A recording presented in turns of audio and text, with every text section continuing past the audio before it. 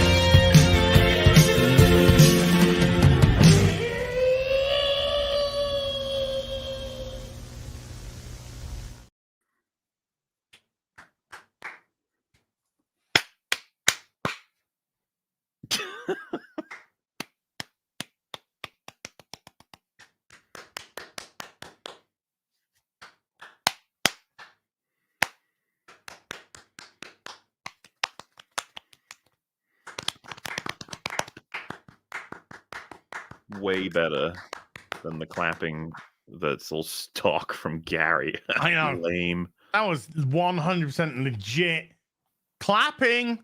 Hell yeah. If you want to know why I've been using the first intro, is the second intro is getting copyright claimed, even though it's a cover version. It's getting copyright claimed as a cover version. So had to go to the first one with a little bit of, I don't know if you noticed there, a little bit of extra audio in there about Mauler. You know? Yeah. I think it works. Maula's here too, but this is the version that doesn't get copyright claimed. I quite liked it.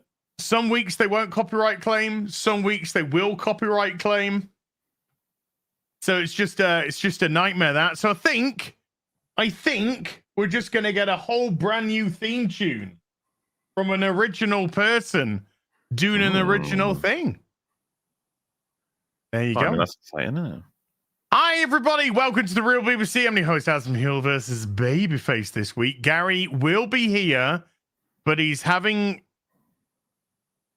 I want to get this right, oral at the dentist. Oh. Well, that's okay. You know, if that's where you want to go to get that done, if everything's consensual. Yeah. So, yeah, Gary said he's got to have an oral at the dentist, and he'll be here at some point.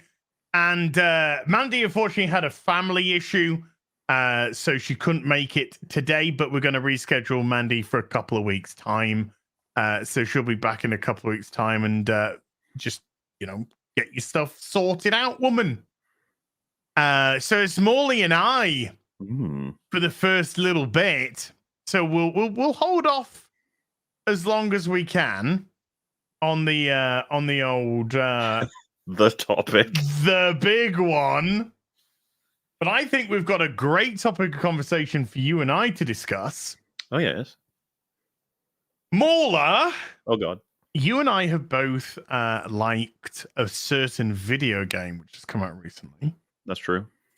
And I was on EFAT for a couple of hours on Saturday.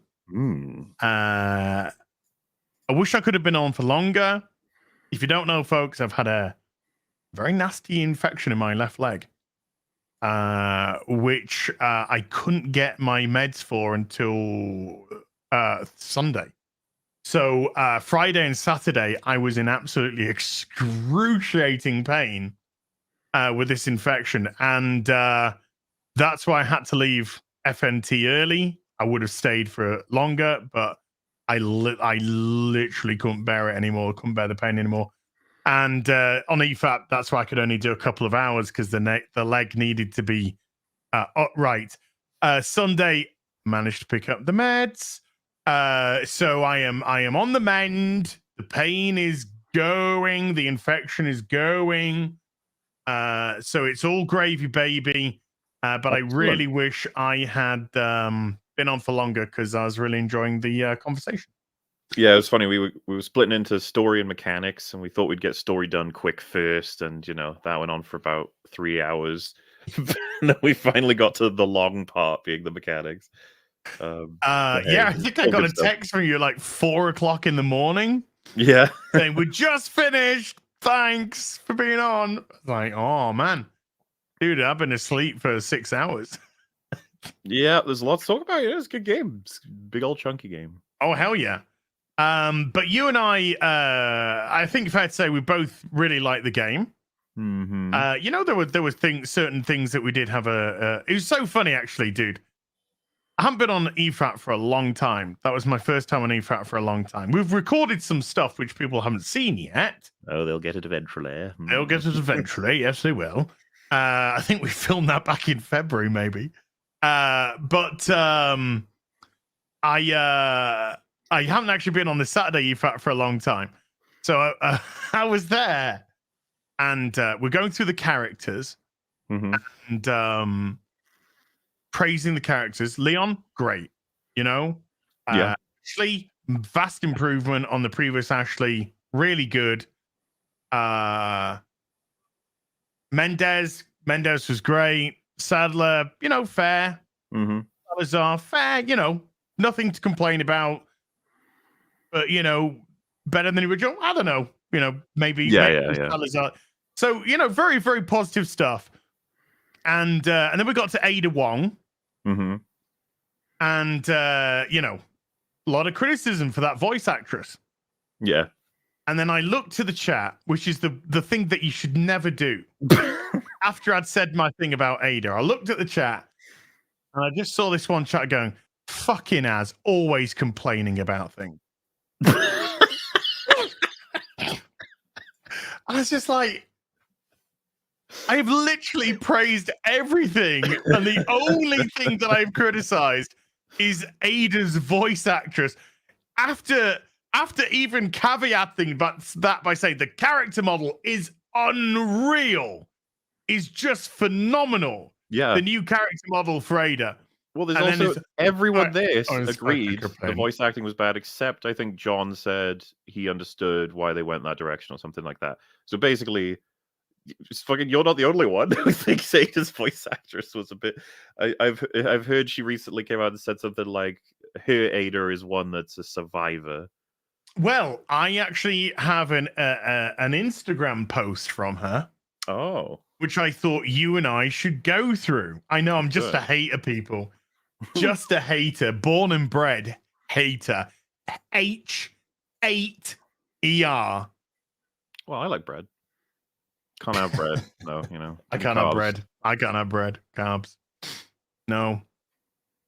I had some bacon, sausage, and egg today, though. It's my bacon, sausage, and egg day.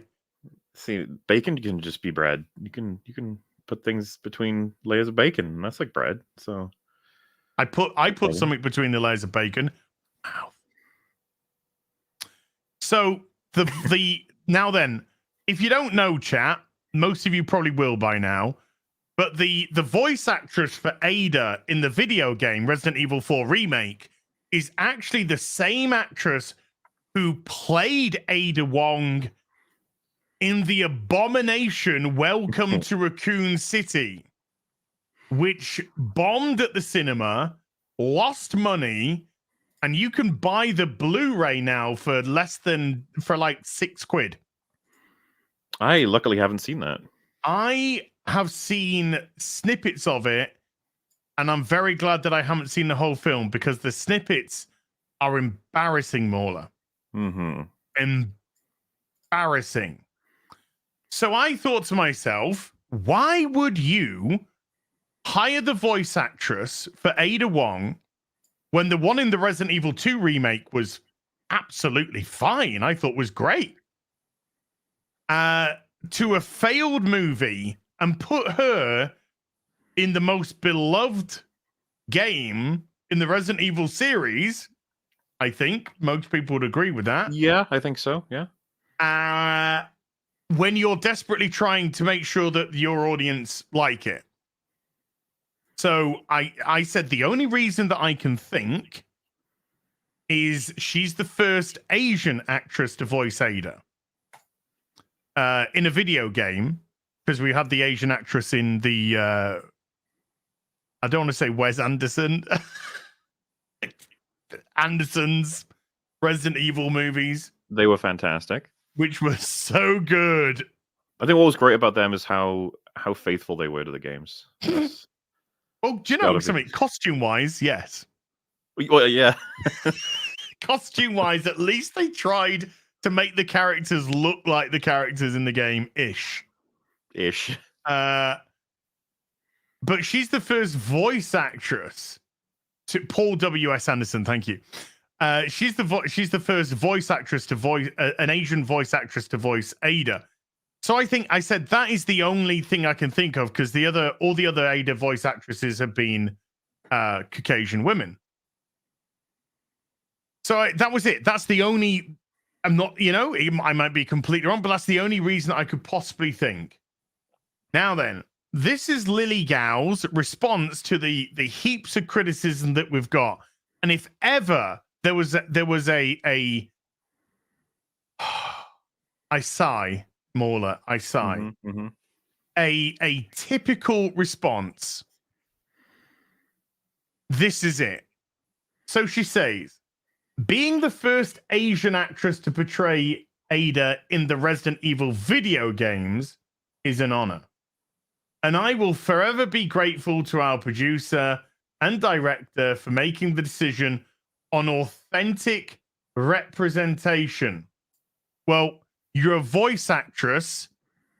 You don't need authentic representation. You just need to be good at voice acting. Well, not anymore, right? We got what's the big is Apu the biggest controversial that happened thing for this? Where it was only controversial to Hank Azura. Oh, that's what I'm saying with the. Well, even he, I guess I was sworn at first he was like, "Oh, it's fine." Then he was like, "Oh, okay, I better step down." Same thing happened for, wasn't it Cleveland in the Family Guy? Cleveland in the Family Guy, who was and then Hank Azura said, "I wish I could go around and apologize to every Indian." Yeah. I Even said most of them will Apu, probably tell you who to shut up. As was pointed out, Apu is probably one of the most respectable characters in The Simpsons, like pantheon. Like he's just this. He's a hard worker. Like is actually like funny, intelligent. I think he scores really high on like all of the top trumps sort of indicators and stuff. I know it sounds pathetic, but I'm just like, well, my point is that he got off easy as a character compared to everyone else. It's like, what do you think Homer is? Like he's a stereotype of Americans. Like they all are. That's what Simpsons is. I think it's safe to say that there are plenty of black voice actors who voiced white characters that have voiced black characters, Asian characters, white doing Japanese characters. That's because your talent is your actual voice, not the color of your skin or your race. Oh yeah. Is that fair or not fair? I've always thought that if you have the ability to represent the character well, that's the important part. Whether or not a race, ethnicity, or region lines up with a character and an actor, I don't see that as being as important compared to the ability to portray the emotion. Yes. Certainly in voice acting. Somebody put a good example in the chat. I was actually going to refer to this. Mr. Judge, who plays Kratos in the God of War video games. Kratos is white. Not Mike Judge. It's Christopher Judge. Chris Judge is black. Well, you got T.C. Carson, I think, played Kratos before that. Is also a black guy, and then you've got probably one of the most famous roles of all time, being Darth Vader. Darth Vader, black voice actor for a white guy. Black, yes, because it's the talent of the voice actor. Do I have any problem with Chris Judge voicing Kratos? No. Why? Because his voice acting of Kratos is fantastic. Oh, I love him as Kratos, so I'm fine with it. Of course, James Earl Jones. It's iconic. Is an actual, a legitimate representation of his Darth Vader. It is iconic. Oh, and someone just highlighted. What about Bart Simpson being voiced this whole time by a girl, by a woman? That'll be a girl, yes. Yeah. Bart Simpson voiced by a woman. Phil Lamar has done plenty of stuff here, there, and everywhere. So when it comes to voice acting is a different skill to actual acting. You'll find that probably a lot of voice actors don't translate into physical acting, And vice versa. You can and find vice versa. regular Correct. actors can fail voice acting because they don't realize how much emotion Peter needs to come from Dinklage. just the. Yes, that's a great example. Peter Dinklage with the voice of Ghost in Destiny. They changed it, right? They changed it to Nolan. Yeah. Nolan North, Who is a phenomenal voice actor. who is a crazy good voice actor, and again has done numerous diverse roles himself.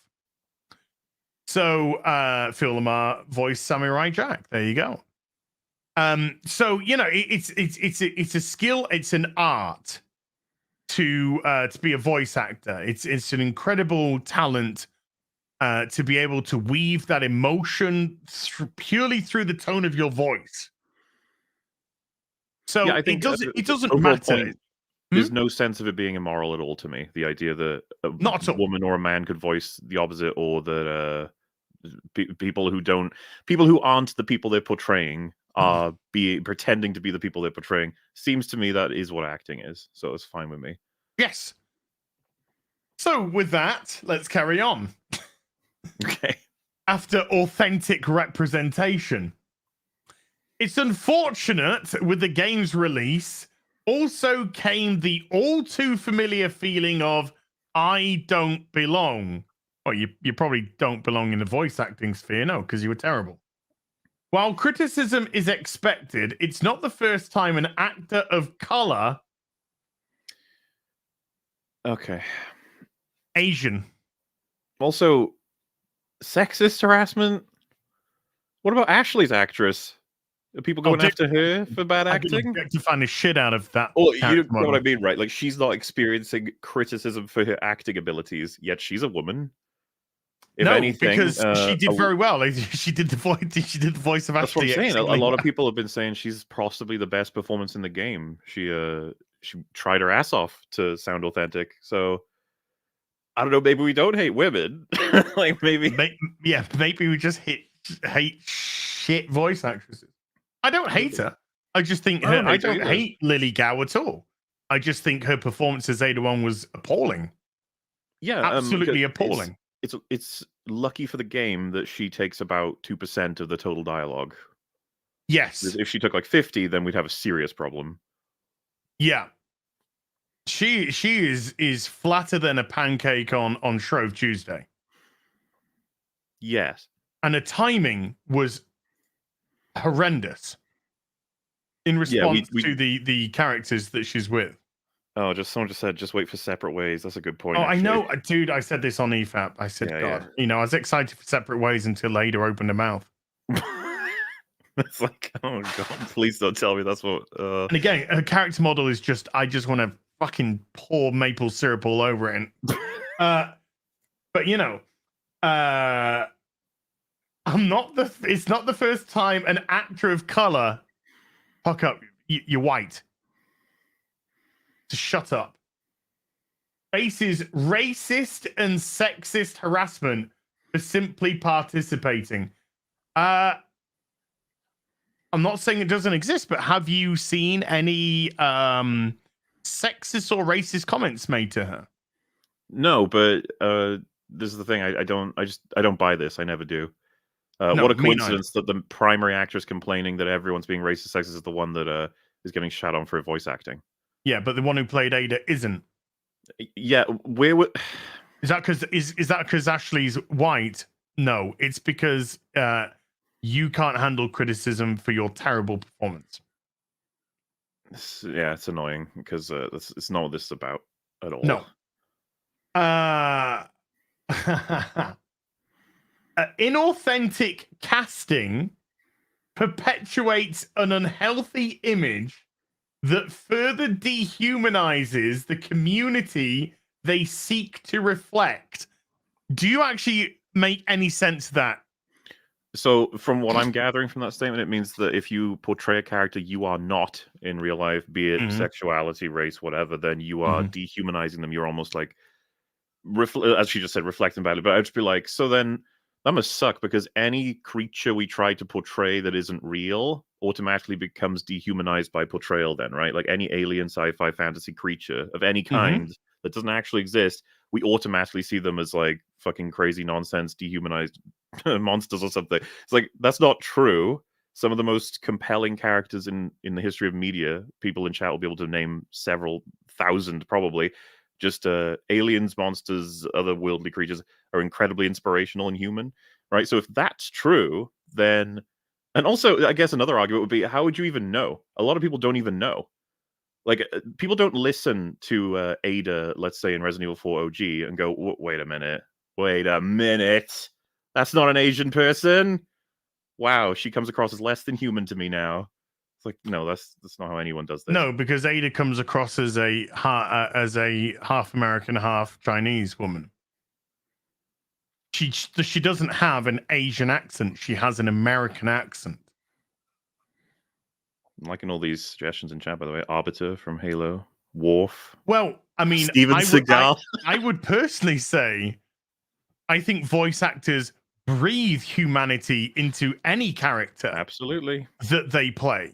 Whether that character be human, whether that character be an animal, whether they be an alien, whatever they may be, it is the voice actor's job to breathe life and bring that character to life, regardless of their species or race or even gender. The most human and interesting and likable character in The Rise of Skywalker was fucking Babu Frick, so. I don't know. I didn't watch the film. Nor will I. Nor would I expect Nor will I. Just watched your video about it. That was enough. Got much more entertainment out of that. So this is how dare you criticize me to me. This is how this is coming across. Well, yeah, she's not taking it very well, huh? It's no, like, because it can't be that she's a bad voice actress. She's thrown that out. That's not possible. It's not. Oh no, that. she's amazing.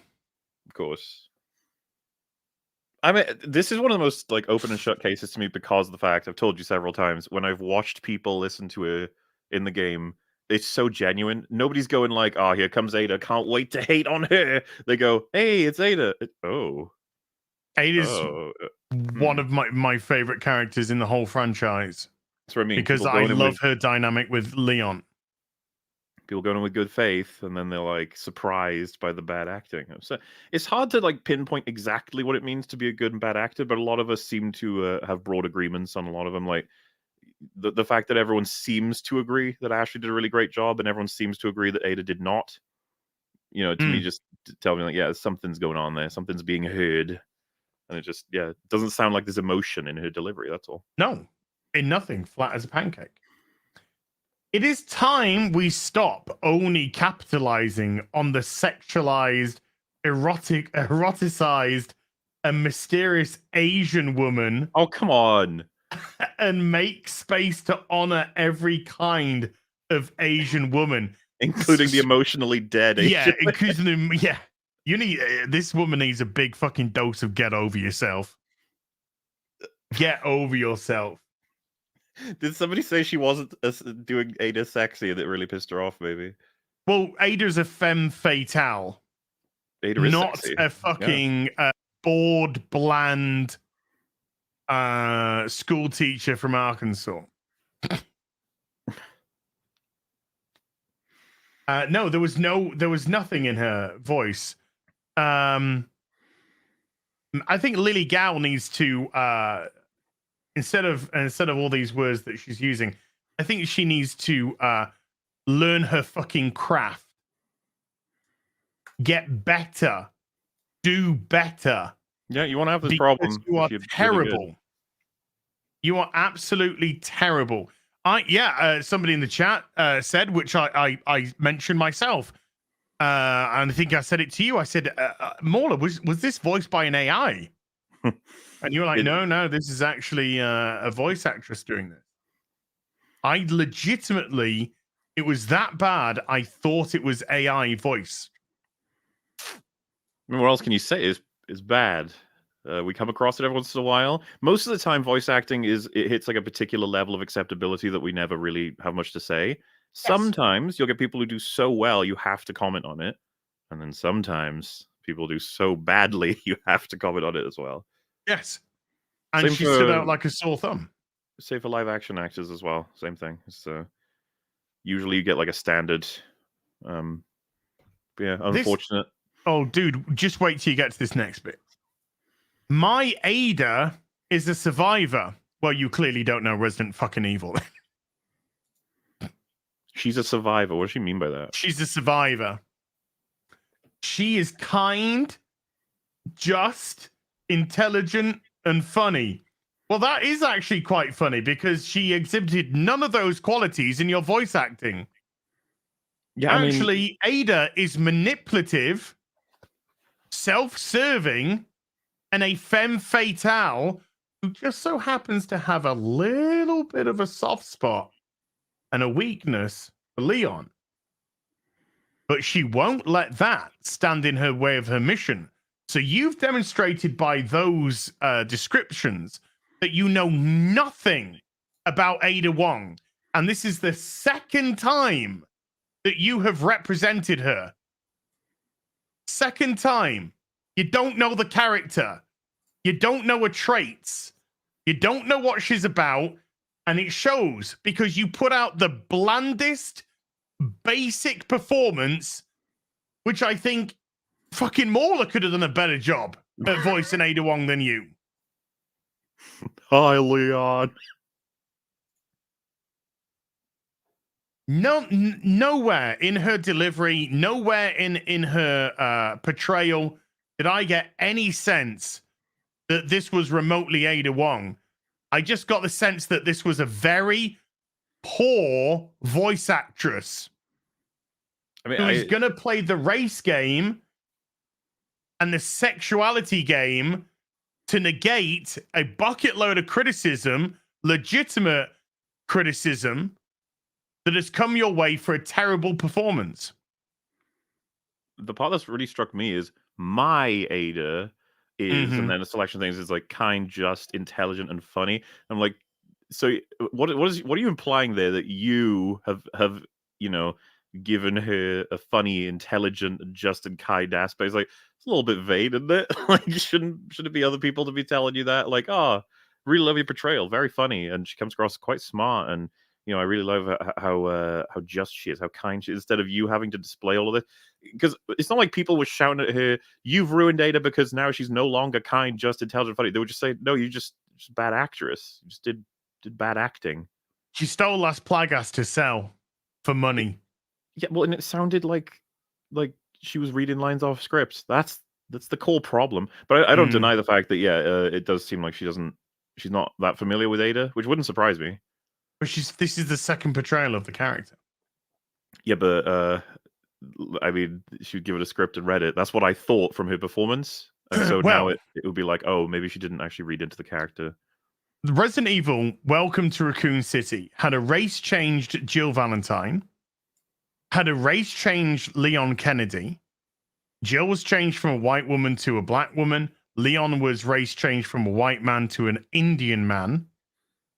And the director of the movie said, I cast the people who I thought exemplified the characters the best. So by his own description, he hired Lily Gao as Ada because she exhibited the qualities of Ada the best. She doesn't even know who fucking Ada Wong is. Well, yeah. Well, as this is her Ada, so fuck you. This is her Ada. My Ada. Yeah, well, your Ada stays in your fucking head canon, darling. That's where it stays. She is unpredictable, resilient, and absolutely not a stereotype. So has she just shat on all the previous Adas? Essentially, she shat on everybody who's played Ada, which nobody's had a problem with to date. Shat on all of those to deflect any criticism towards her appalling, absolutely appalling portrayal of the character. But she attached to it some sexy pics of her so that she could sexualize herself. I'm confused. What do those pictures have to do with anything to do with this? I don't know. She's like, hey, look, I'm an Asian. These are women who inspired my Ada. Okay. Oh. Right. Right. Well, actually, I think this one inspired your Ada the most. This one I think inspired your Ada the most. There you go. Bored off of tits. Bored off of tits. Yeah, and if she gets the role again, just please, just work a little harder, take a few more classes. I don't know. This looks more like Ada Wong. This woman looks more like Ada Wong than her fucking whole performance. I know, as not realizing they're all different women. It's because you're a bad, bad man. Oh, they all... Moving on. I just thought it was her with different haircuts. So there we go. That's the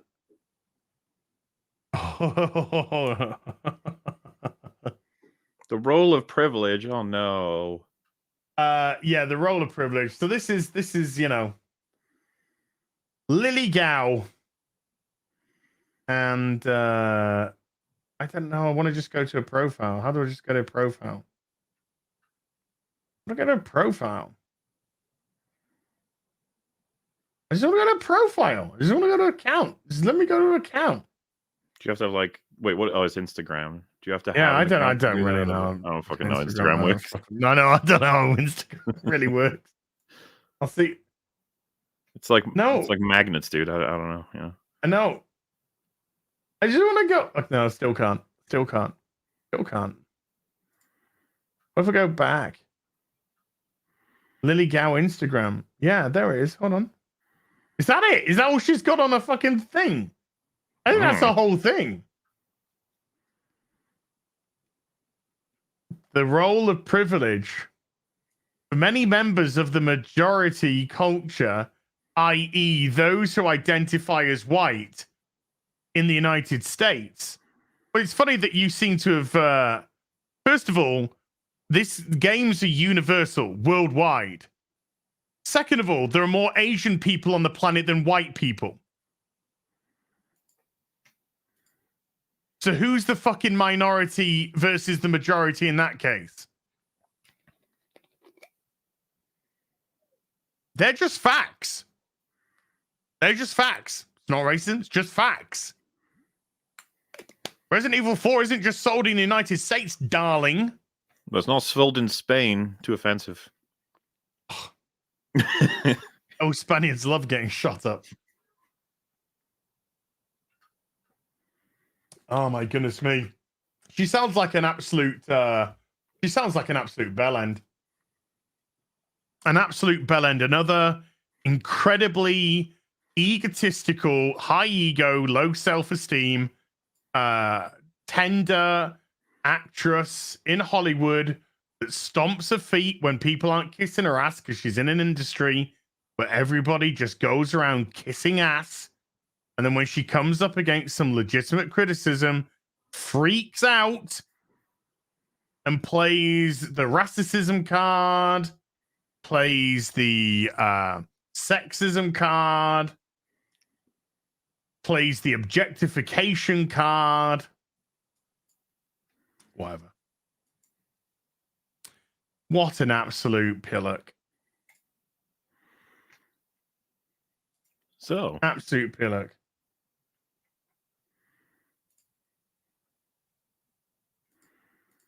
So that was fun. Other than that, Resident Evil 4, fucking great game. Absolutely great game. It was just so weird that most of us, well, I'd say, I don't know, most of us, I'll take that back. But a lot of people that I know who have played the game, including yourself, we did the whole when Ada spoke, whoa, moment. Whoa. Now, the irony is, Mauler, just off the voice, if you said, name me the race of the woman voicing the Ada Wong, I wouldn't have a clue. No, I wouldn't either. I'd just be guessing. I don't know.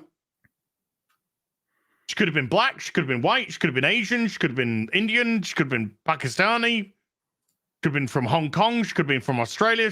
I don't know, because it's a voice actress. Well, it's a very what word am I looking for? It's like a very flavorless delivery. There's Yeah, nothing it's really. just bland. Yeah. There ain't no S&P on that. No, it's just very bland and dry, emotionless. I don't know. I don't know. What is monotoned? I wouldn't have been able to tell you what emotions Ada was exhibiting. Like, for instance, when she meets Leon for the first time, because the first time we hear her is when she's speaking to Luis.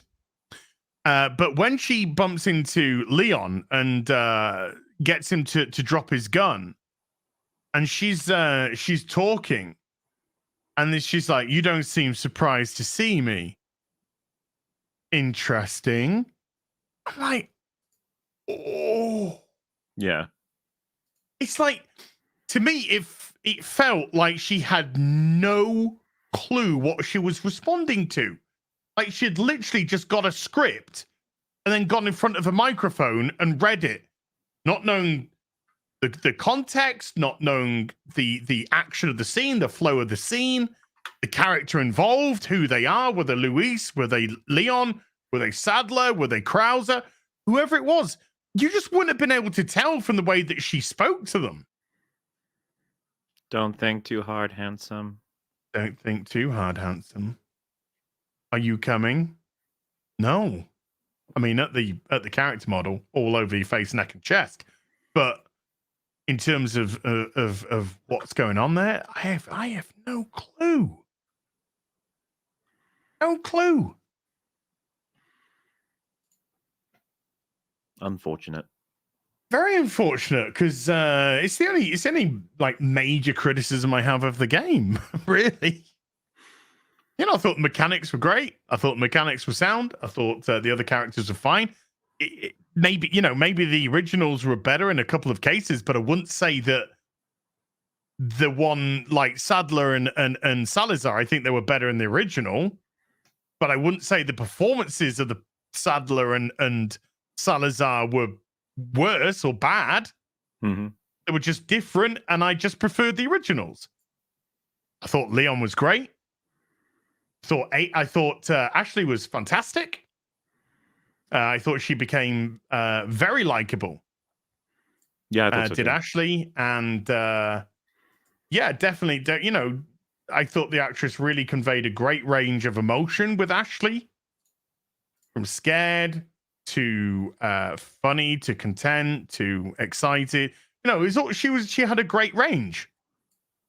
I always knew how Ashley was feeling. Yeah. Based off the voice actress's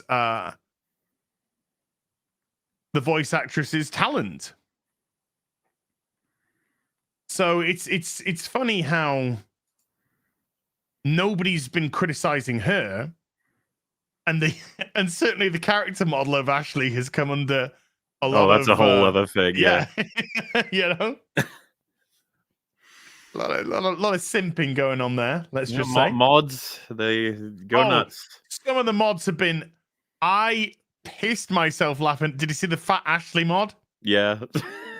I died laughing.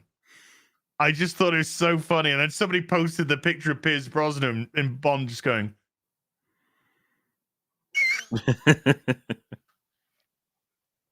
It was just great. It was just funny.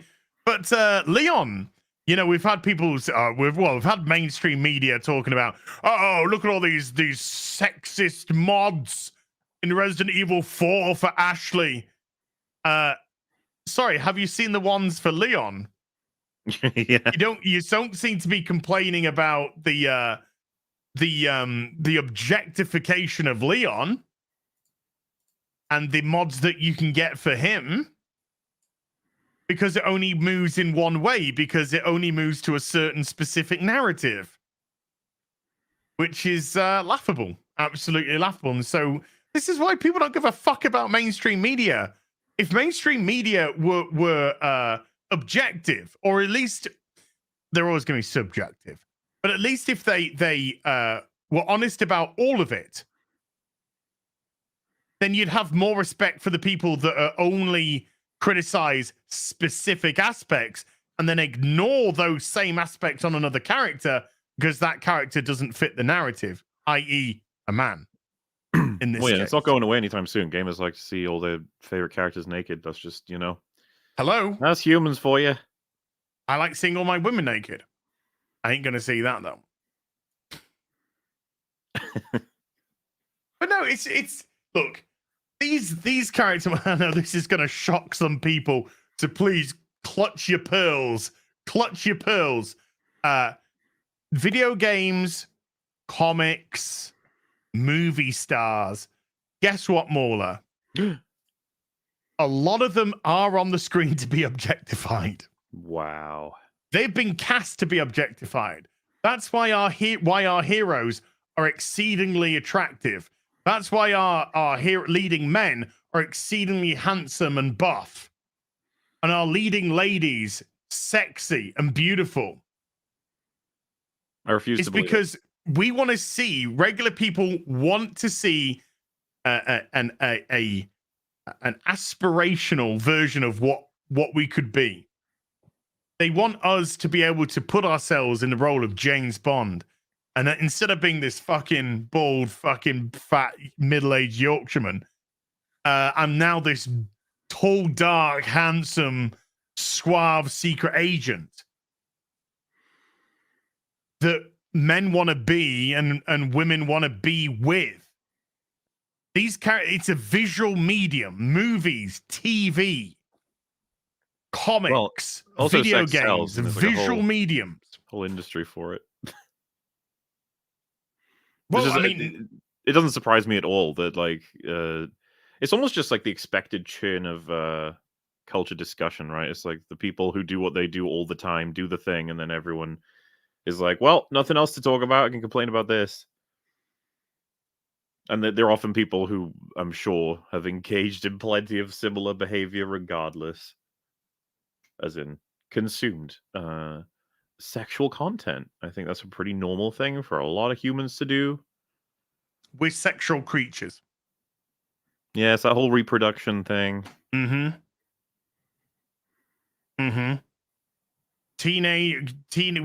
Man, I remember going through my teenage years and my puberty. I was just a raging hard-on fucking horn machine. Well, pretty much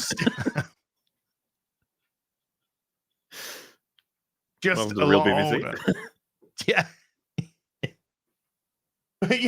So these are why our heroes look Leon, buff, incredibly handsome dude. Chris Redfield, buff, incredibly handsome dude. Jill Valentine, gorgeous, curvaceous, strong, whatever you want to put, woman. Ada Wong, the same. Ashley, feminine, vulnerable, kind of appeals to the male power fantasy. The damsel in distress, save the girl. These are tropes which appeal to just our basic nature as human beings. Make the woman sexy and desirable and you want it, or make the woman vulnerable so you can save them. These aren't rocket science concepts here. They're very basic concepts that appeal to very basic primal instincts in us. And it works. If you change Ashley for Lizzo, I kind of not really bothered. What, we're talking about Mandalorian now? Well, I mean, no, I'm talking about changing Ashley in the game for Lizzo in the game. Well, I'm here to save you, but I'm gonna take a rain check on that. You could put Lizzo in the armor outfit. Lizzo can't fit in an armor outfit. You ever play Lizzo is the armory. You ever play Dark Souls? Yeah. Do you remember? Do you remember Smo?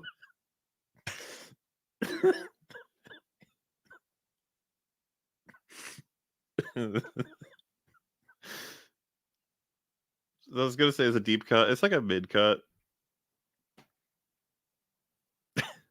Some people saying Smaug. Like, no. Smaug, That's a different guy. That's different.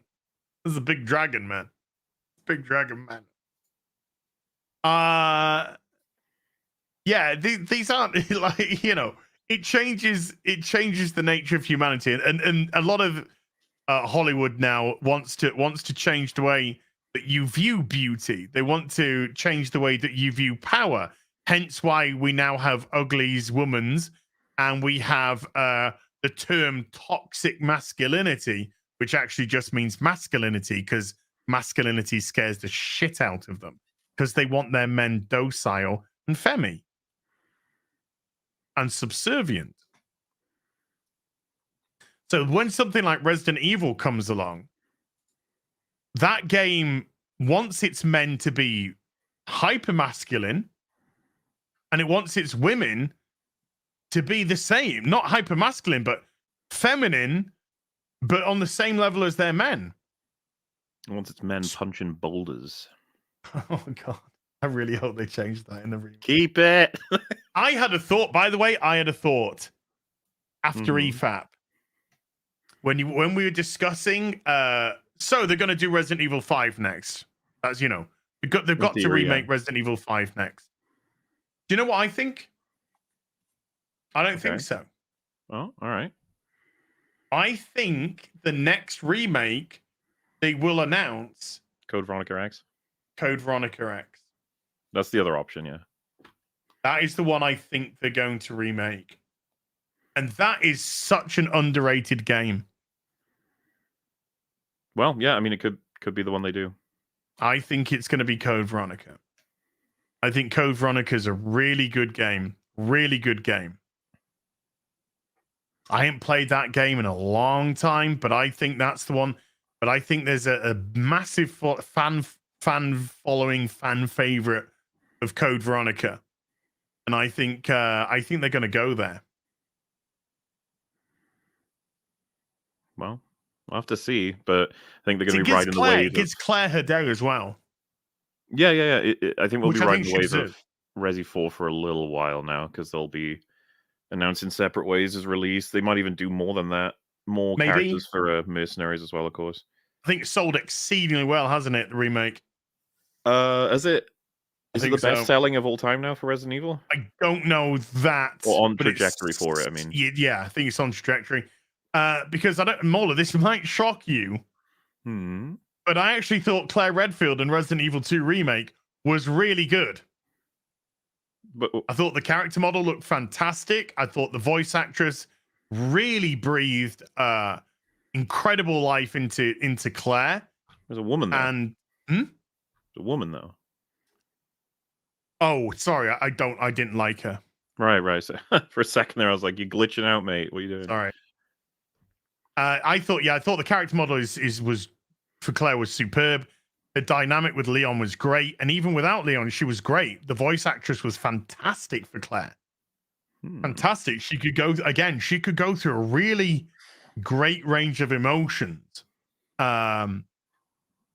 with the character in the same, literally within the same couple of sentences. Because there's a great bit that you can, because depending on the playthrough, if you're doing Leon first or Claire first, Claire A or Leon A. By the way, canonically, I'm just talking canonically, folks. Don't come at me, just Brad. Talking about canons. Just canon. Canonically, Claire A is the correct canonical way to play Resident Evil 2. Just saying. Oof. Just saying. I always play Leon A, but canonically, Claire A is the correct way. Wait, is there Claire A and Claire B, or? Yes. Oh. Right. Okay, so if you play Leon A, then you can play Claire B. And then if you start off playing Claire A, when you've completed that, you can get to play Leon B. And what's the difference between like Leon A and B? Is you play right when you crash at the beginning of the game, you crash in a police car, where you get out, you are separated by fire. So you and Claire get separated at the start. The car will spin around depending on which version you play. Oh, okay. So if it crashes straight, Leon gets out the right-hand side, Claire gets out the left, whichever. But if you play the other version, the Claire Ray, the car will spin around. So Claire gets out at that side, Leon gets out at the other side. So you can begin left or right, and you can have either character on left or right. Yes. Which means it would be 4 campaigns, technically. Yes. And when the Resident Evil 2 remake came out, IGN, shocking, got themselves in a bit of hot water because Damien criticized the game for saying that the Claire storyline was just the same as the Leon storyline, and so what was the fucking point of that? And he had to be corrected, saying, Damien, you haven't played the game because Claire's puzzles are different. Games journalist that hasn't played the game? Yeah. So IGN then said, oh, we'll give the game an extra 0.5 because that's not how it works. That's not how it works. That's not how it works. He got caught in a lie. He got caught not playing the game, not doing the other playthrough. And so IGN just whacked on a 0.5 or a 0.6 extra to compensate for Damon getting caught. This is laughable mainstream. This is the thing that I could never understand about the whole G4 debacle, dude. Was when Frosk did her insane rant, and she threw all of this crew under the bus by saying, I don't write the reviews. I don't play the games. We don't have time to do it. So somebody from the production team does it, gives us the script, and then we read the script out. Yeah. That's your fucking job. Yeah. Your job is to play the games and make the fucking reviews. This thing is, it kind of reflects everywhere, right? Our job, our industry running job is to review media. We're also watching media we don't review at all. We're also studying up about different things behind older and newer media that we have a passion for. And sometimes all that information that's gathered goes nowhere in terms of the public recordings or streams or whatever. Sometimes it comes up in casual conversation. You can always tell someone cares about a thing because they'll just have these little tidbits and fun facts. And it's just like, why do they know that? And it's like, because they actually care. They actually care. Yeah. Yes. Meanwhile, you're like, oh, what did you said this about this game? That's not true. And then she's like, I didn't write it. Fuck off. It's like, I didn't write it. I read out the review without telling you that this was played and written by somebody else, while taking full credit and any compliments, etc., that I get from it, but criticizing. Oh no, time to throw some people under the bus. If someone said, "I love the insight you have on the games," you would have been like, "Oh yeah. Well, Thank you. Thank you. Thanks so much."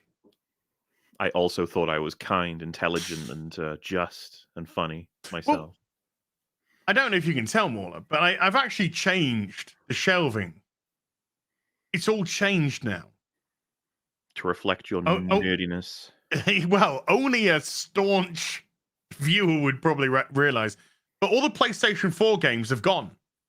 That was a whole row of PlayStation 4 games. A lot of PlayStation 4 games there.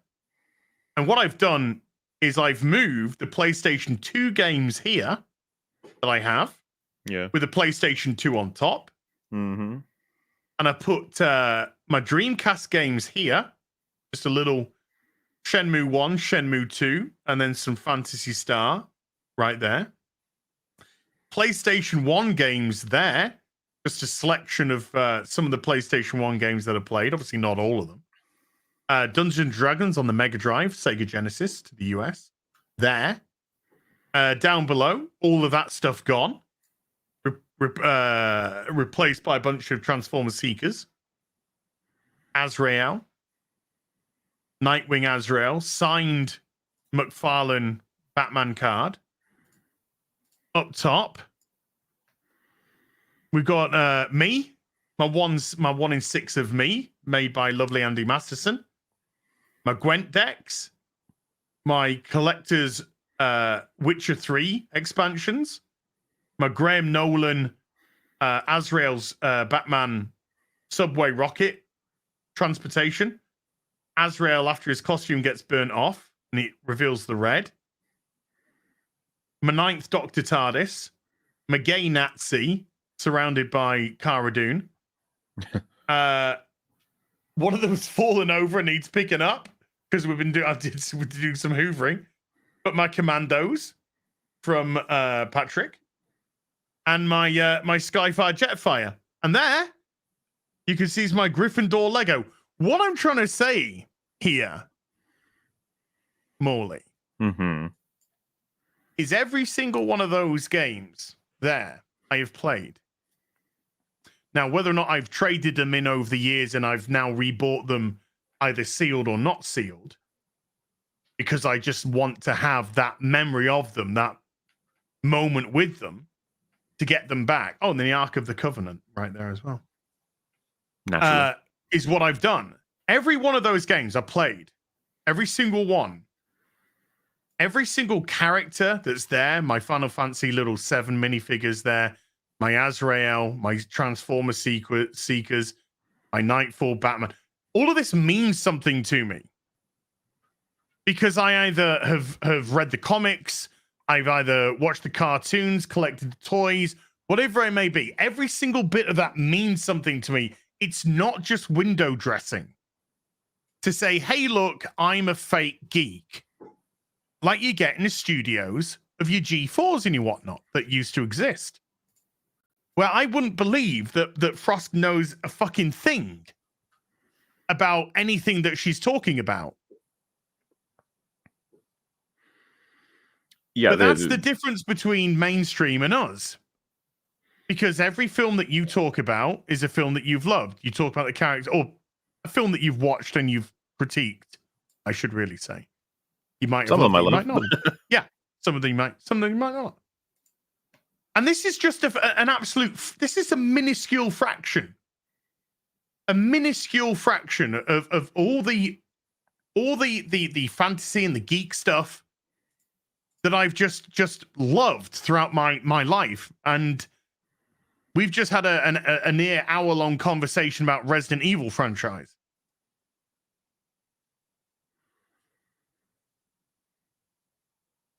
He's having himself a sneeze. No worries. I had to mute myself to sneeze. The people who get paid to play and review video games couldn't even be bothered to play and review video games. What a fucking life that is. You know, I've got a display case going. It's got a Kratos statue in there, the Iron Man one, of course. But I've also got all my my like content created plushies that I've been collecting. Fucking got loads of them at this point. And a friend of mine was grabbing this special edition marker from Dead Space. I say that I'm pretty sure. Do you know what that refers to, or does that sound like nonsense to you? I can't remember. At the minute, it's nonsense until I replay the Dead Space remake. It's like this structure that's very alien. Sorry, no. I know exactly what you mean. Duh. Okay, so I got exactly that, and you know, it's plugged in, so it's all red and glowing, and it just looks very almost occulty, right, to someone who hasn't seen it before. Well, they do worship it. In the displays, I got that, and then I've got all the plushies surrounding it, like they're worshipping it, sort of thing. And I was just like, it's kind of funny if someone was to see this out of context. We're like, what in the fuck is this? Like all of this? And I just feel like, listen, okay, nerds will understand it. And that's all that matters. Well, that's that. I mean, that's just it, dude. I don't need to explain myself to anyone with my pop culture loves, with my franchise loves, my love of Transformers, my love of comics, my love of superheroes, my love of video games. I don't need to justify myself or defend myself in any way, shape, or form. This is who I am. Horses for course. Some people like that shit. Some people won't like that shit. If you want to criticize it, go fuck yourself. You know, I don't criticize your lifestyle. Whoa, you see, I go out, mate. I'll go out drinking every Friday and fucking crush some pussy. Good for you. Congratulations. How many points did you win? Oh, no, it's just something you wanted to do. Okay, fine. Well, this is something I like to do. I like to watch my movies. I like to watch my video games. I like to collect my Transformers. I like to build my Lego. My brother's came up today. He's I think I've just seen him in a chat. He's now gone to the hotel. But he came up today. He's been really industrious already today. Got a ton of stuff shifted into storage because I have a whole fucking storage unit full of geeky shit which can't fill into his house. I switched all this around yesterday because I wanted the PlayStation 4. That time's over now. That time's gone. I wanted something more reflective of who I am, which isn't PlayStation 4. So even the PlayStation 5 shit's not there. That's all packed as well. I will be streaming Final Fantasy 16 when it comes out on the PlayStation 5. Don't panic. I'm talking the couple of games that came with it. You know, this actually is 16 of those games. Holy shit! Well, no, there's shit ton more than 16. Yeah. Shit ton more than 16, dude.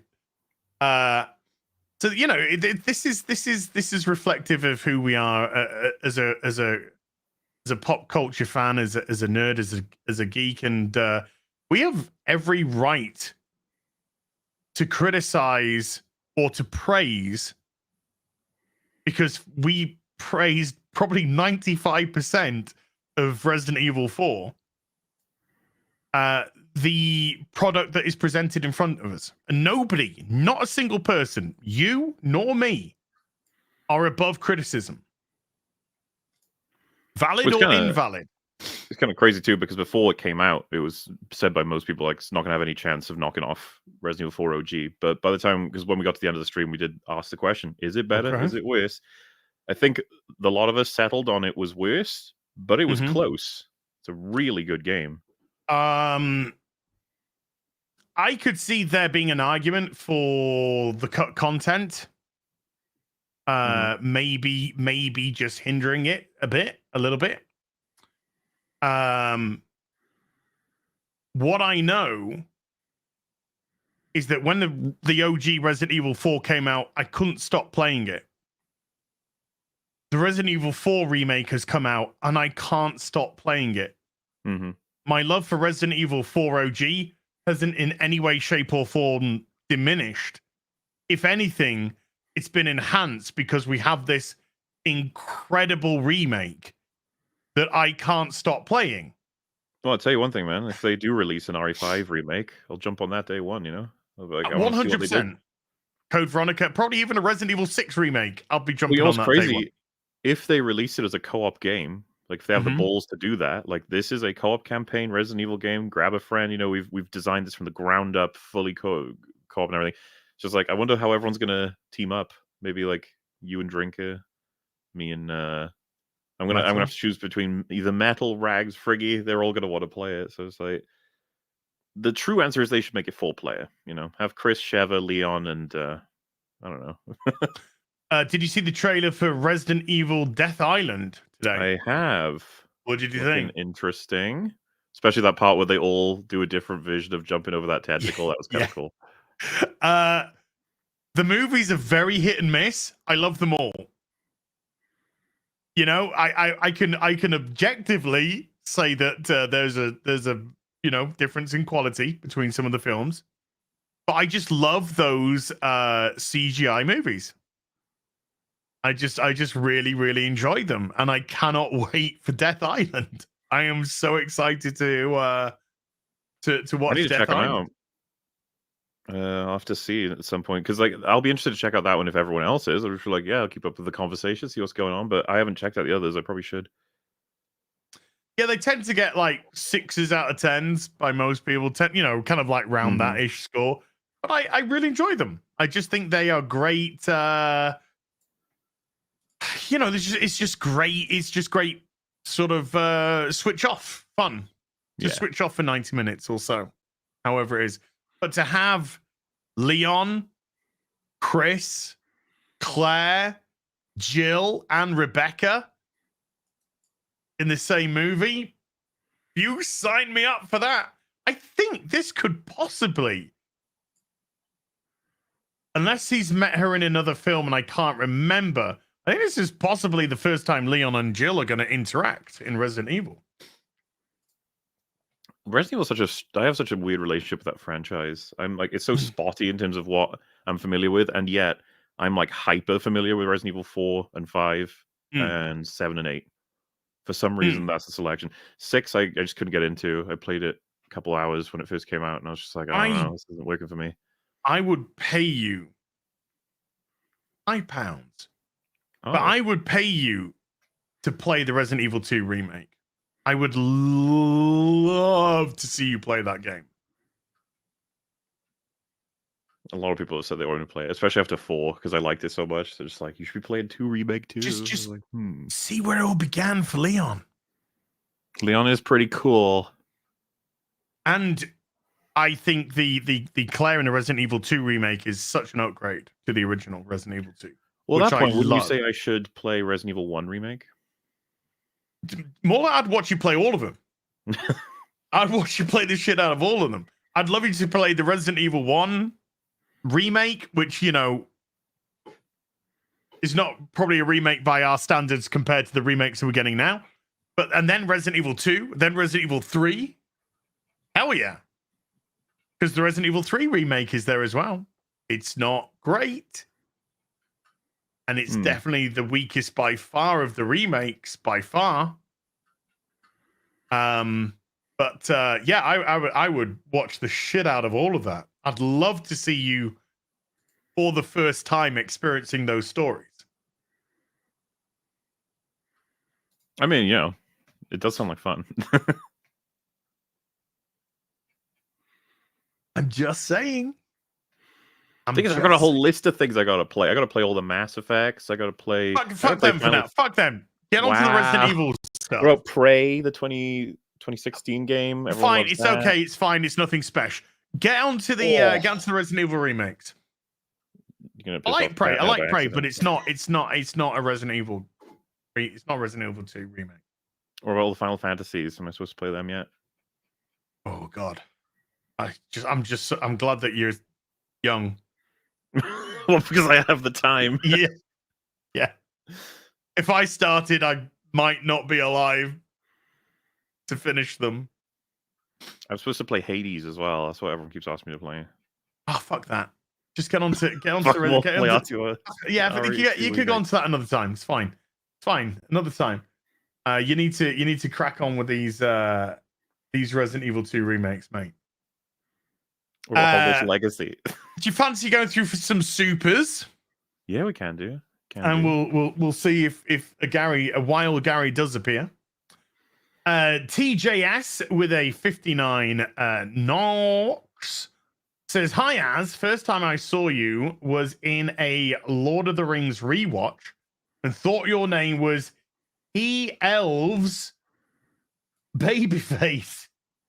Lol. Anyway, greetings from Norway to the crew." I mean, I've heard worse, mate. I've heard worse. Neil Horn has become a member at the sorcerer level. Thank you, Neil. And then Neil with a $25 says, "Hail Az, Gary and Mauler. I hate to take away from the mind-numbing excitement of the Marvels trailer." So excited. "But today's my 53rd birthday. Old nerds rule the world." Happy birthday, Neil. Hope you have a great day, mate. 53, isn't that Gary's age, or is Gary 52? A wizard never tells his age. Yeah, that's good. Yeah, a wizard never tells his age. A wizard's exactly as old as he needs to be. So yeah, hope you have a great day, Neil. Happy 53rd, mate. Zach Hammond with a $20 says, "Thoughts on Picard episode 9 and 10 in IMAX?" In IMAX? Yeah, going into the IMAX, into select IMAX theaters. Why not? Sure, yeah. Why not? Yeah, why not? I think I saw a very compelling case for who the villain is.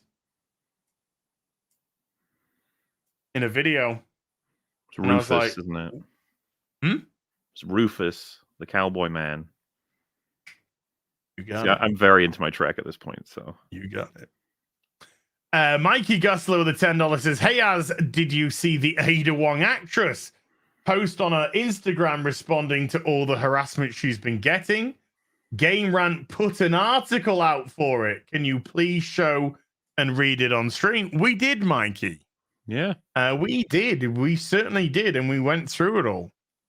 And then Mikey Gusler with another $5 says, according to a new document found from the FBI, the organization considers the terms red pill, based, and Chad associated with extreme violence.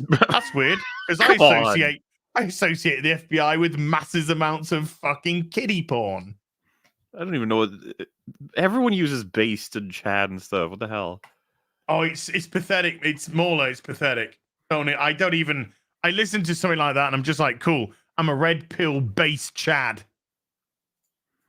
That should trigger some FBI fucking warnings. You're on lists now. Yeah, I heard that the FBI raided Twitter. They said they were running out. They said they were running out of child porn. Ah. So they had to try and nick somebody else's. That is what we call based. Mikey Gusler with a $10. Did you see the IGN interview with Kathleen Kennedy, where the interviewer asked about all the projects being scrapped, and Kathy quickly dismissed it, showing that she doesn't like the question. Doesn't like the question. Well, Why? you've cancelled a lot of things, Kathy, and there's been 5 Star Wars movies since you've acquired the franchise. And there hasn't been one in 4 years. Not looking good. And the next one's going to come out in 2 more years from now. Sorry, nah. It's gonna be great. That's the Ray one, right? That's on its way first. The Ray one is on the way first.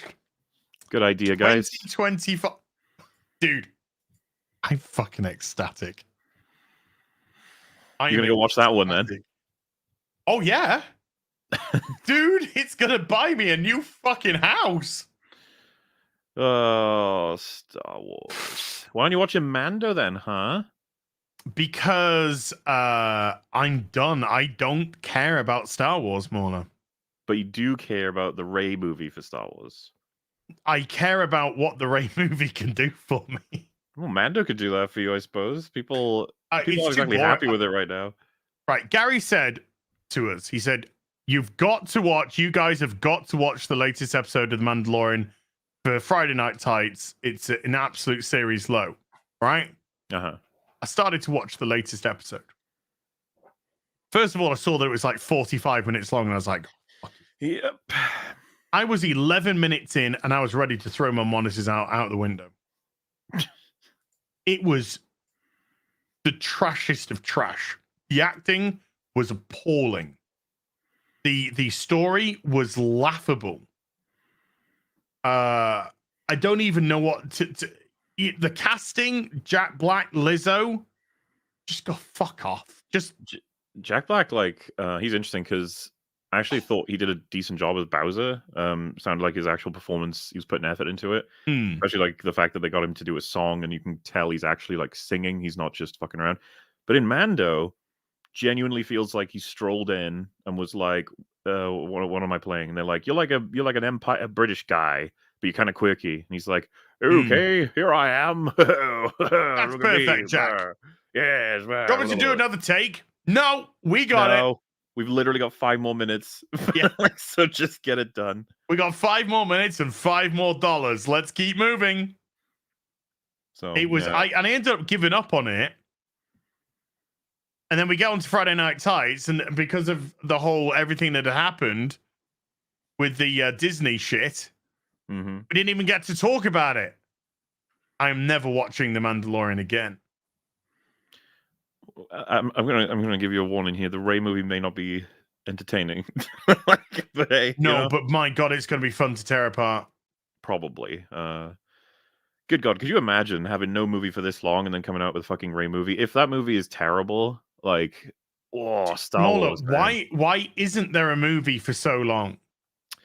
But I think it's not because they couldn't make one. They totally could have. Look how much fucking shit Yes, they've made for I Marvel. It's agree. that they're actually panicking as to what the fuck they're supposed to do. Exactly. So what do? Make They a Rey go to the movie. stuff that made them panic about what to do. I don't understand the logic and all. Does you feel like you're on the board and someone floats that idea in 2019 and they all go, no, there's no. And eventually they say no to every other idea and they go, what was the first one again? Rey movie? Yeah, what's the Fuck first? it. Ray? Yeah, fuck it. People Do it. like her, don't Do they? Do it. You know what annoys me about it is there was a sentiment going around when the sequel trilogy arrived, and people were like, why wasn't Luke in the fucking first movie like an actual character? Why didn't he, Han, and Leia have scenes together and stuff? It's like, hey, they had their trilogy. This is Rey's trilogy now. This is Rey and Finn and blah blah trilogy. And it's like, so then she's getting another trilogy? Mm-hmm. That seems fair. That seems fair that the character nobody likes is getting the most movies focused on it. That seems normal. I don't know if this is a completely made up rumor. I mean, it's just been announced, so the likelihood it's just a made up rumor. But so Rey's going to be pregnant, or she's going to have had a baby because Kylo Ren forced pregnancy to her. I've seen that mysterious screenshot. Does anyone know the origin of that screenshot? No idea. No, because I have no idea the truth of it. But holy shit, man! If I am praying that is true. Oof. Praying it's true. He force raped her. Yeah, I mean that would no way that was consensual. Ugh. But she kissed him. She loved him. I no way they do it. No, it can't be real. There's a lot of girls that have kissed me, but I think it'd be a different story if I just suddenly graped them. And it's fucking Kylo Ren, dude. That guy was like emotionally unstable to the max. You think? He killed billions of people. Oh, come on, we've all been there. He blew up 3 fucking planets at once. I think it was like 5, wasn't it? The Hosnian Prime system. I think it was like. Was it 5? Something like that. The more the merrier. Of course. The more the merrier. Blew up Fate Coruscant. So is it you're gonna have to finish Coruscant. Yeah. Coruscant. So you're gonna have to finish the TFA series before that movie comes out. And you know what? I'm happy to say I will definitely finish it before that movie comes out. It's a 100% promise. There's only 2 parts left now. Wow. Yeah. Rumor has it you might be on work on the next part. Could be that. Could be anything, really. A lot of people like to speculate. Could be what has come out recently? Could be Shazam, Shazam, which is already available for digital download. And it premiered, I think, at like number 3. I was like, oh. Did you hear the rumor? Apparently, there's been a couple of media outlets that have said Gotham Knights is the 3rd most streamed show on the HBO Max. Yeah, okay. What fucking number fudging did you do to make that happen?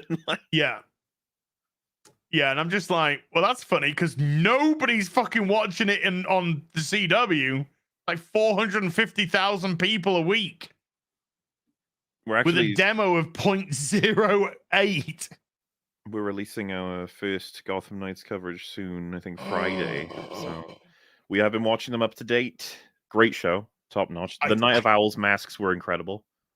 I like them. I actually like the Court of Owls masks. Oh fuck, we were Court of Owls, right? Yeah, we were laughing our asses off of them. I way prefer. It's actually. I mean, there's. I don't know how well like you are versed with the Court of Owls comics. Fringy pulled them up. I think they look better in the comics.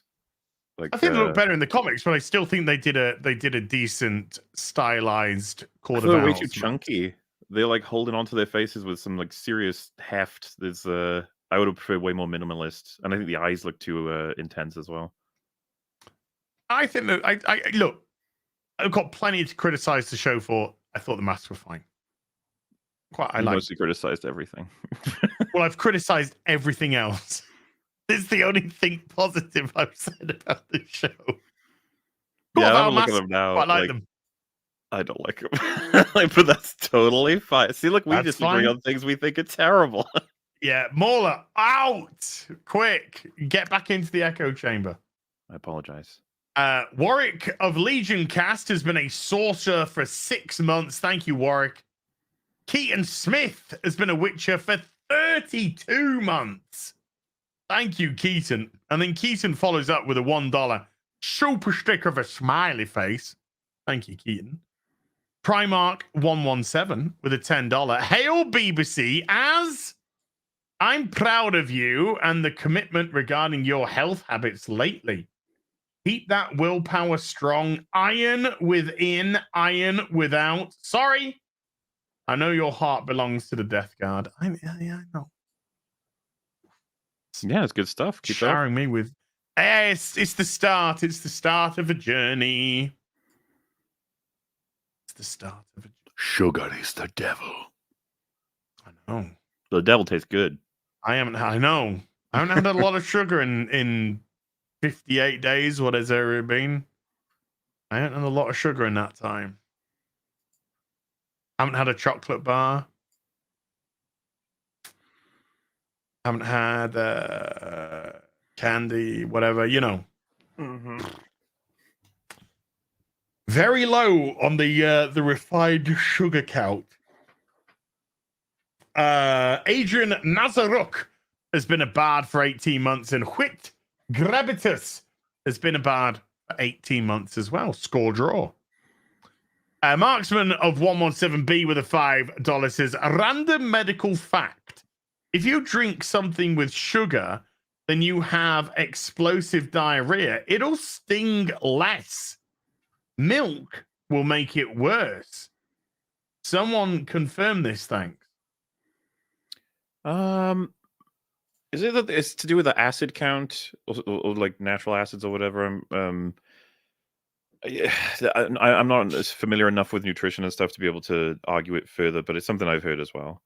But I mean, you know, if you have, let's say, like acid reflux or something, you're not grabbing the Coke to make that feel better. You're grabbing the milk. You're grabbing the milk, yeah. Or, So, yeah, I don't know. Milk is based. True. I'm going to drink shitloads of milk tonight and then have a ring sting tomorrow. Good old ring sting. Love a good ring sting. Ow. But a biscuit with a $5 says, hello, gents. Thanks for the show. Love this stream every week. Thanks for tuning in. Dad's Den of Pop Culture has been a bard for 6 months. Thank you, thank you, thank you. Deontay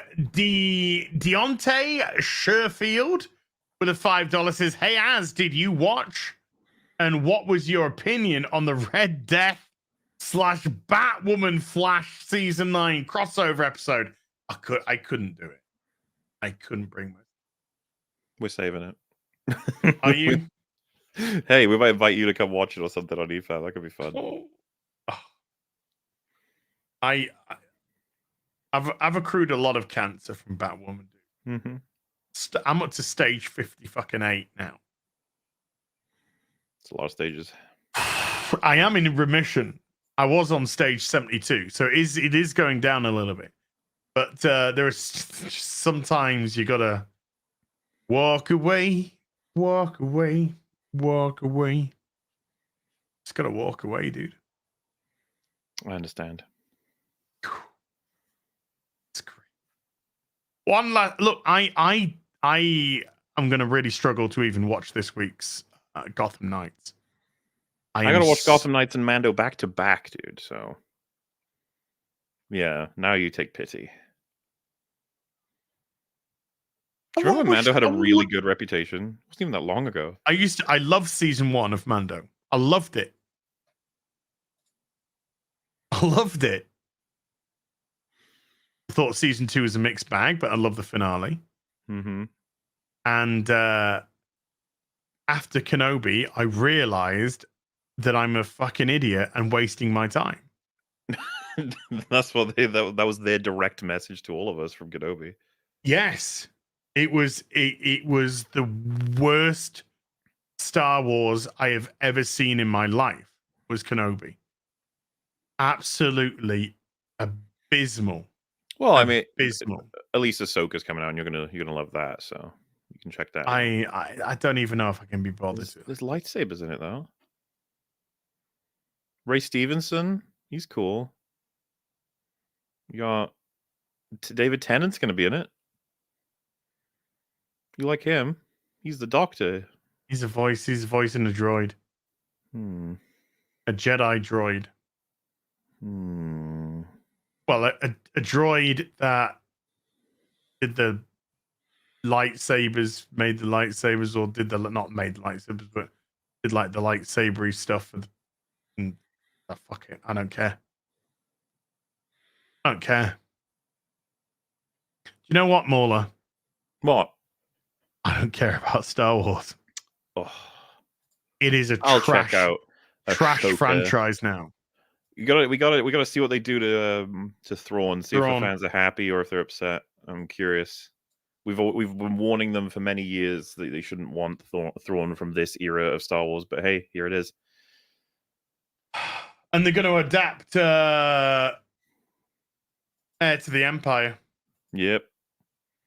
Which, as people have already pointed out, does that even fit anymore?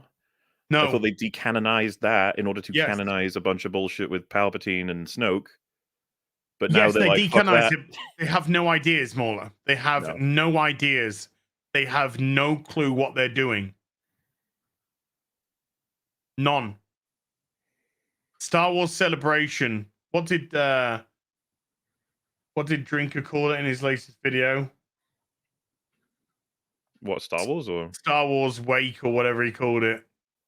Yeah. Sort of celebration. It's absolutely it was it was just, hey, we haven't got a clue. It's just rehashed shit which nobody actually liked, and we're giving it back to you. Star Wars Commiseration, that was it. It's called it Star Wars Commiseration. This is perfect. Brad Best has been a sorcerer for 5 months and says, started watching Star Trek OG for the first time. It's amazing. I love every episode so far. I'm only 6 in. I love the episode where we get 2 Captain Kirks. The mirror one? Mirror one? It's another thing I gotta watch at some point. Ooh. Yes. Roll Kid 14 with the $5 says comic releases and instantly fails as manga stop laughing. Comics are always releasing and failing, particularly from Marvel and DC right now. Hey Tim Drake, how's your comic? Oh, it's got cancelled after 10 issues. Okay. Sorry, it got cancelled probably after issue 6, but it's finishing with issue 10. They kept that quiet until the final issue was due to be announced, and then they said, and the issue 10 of Tim Drake Robin's coming out, which is the final issue of the series. What? Turning Tim Drake gay after 30 years made nobody like the character anymore because you fucked with it? Shocked. Mauler, I'm going to have to go for a one shot because I'm going to have to do my shocked face. You look so shocked. I'm very shocked. Yeah, there we go. There's me showing off my shocked face for you, folks. Gary Walker's been a bard for 34 months. Thank you, Gary. A no-name reviewer with a £20 super says, hail the fellowship. A small thank you. £20, never mind dollars. That's like $25. £20. A lot of money. A small thank you for the hours of content. You all have inspired me to start making reviews too.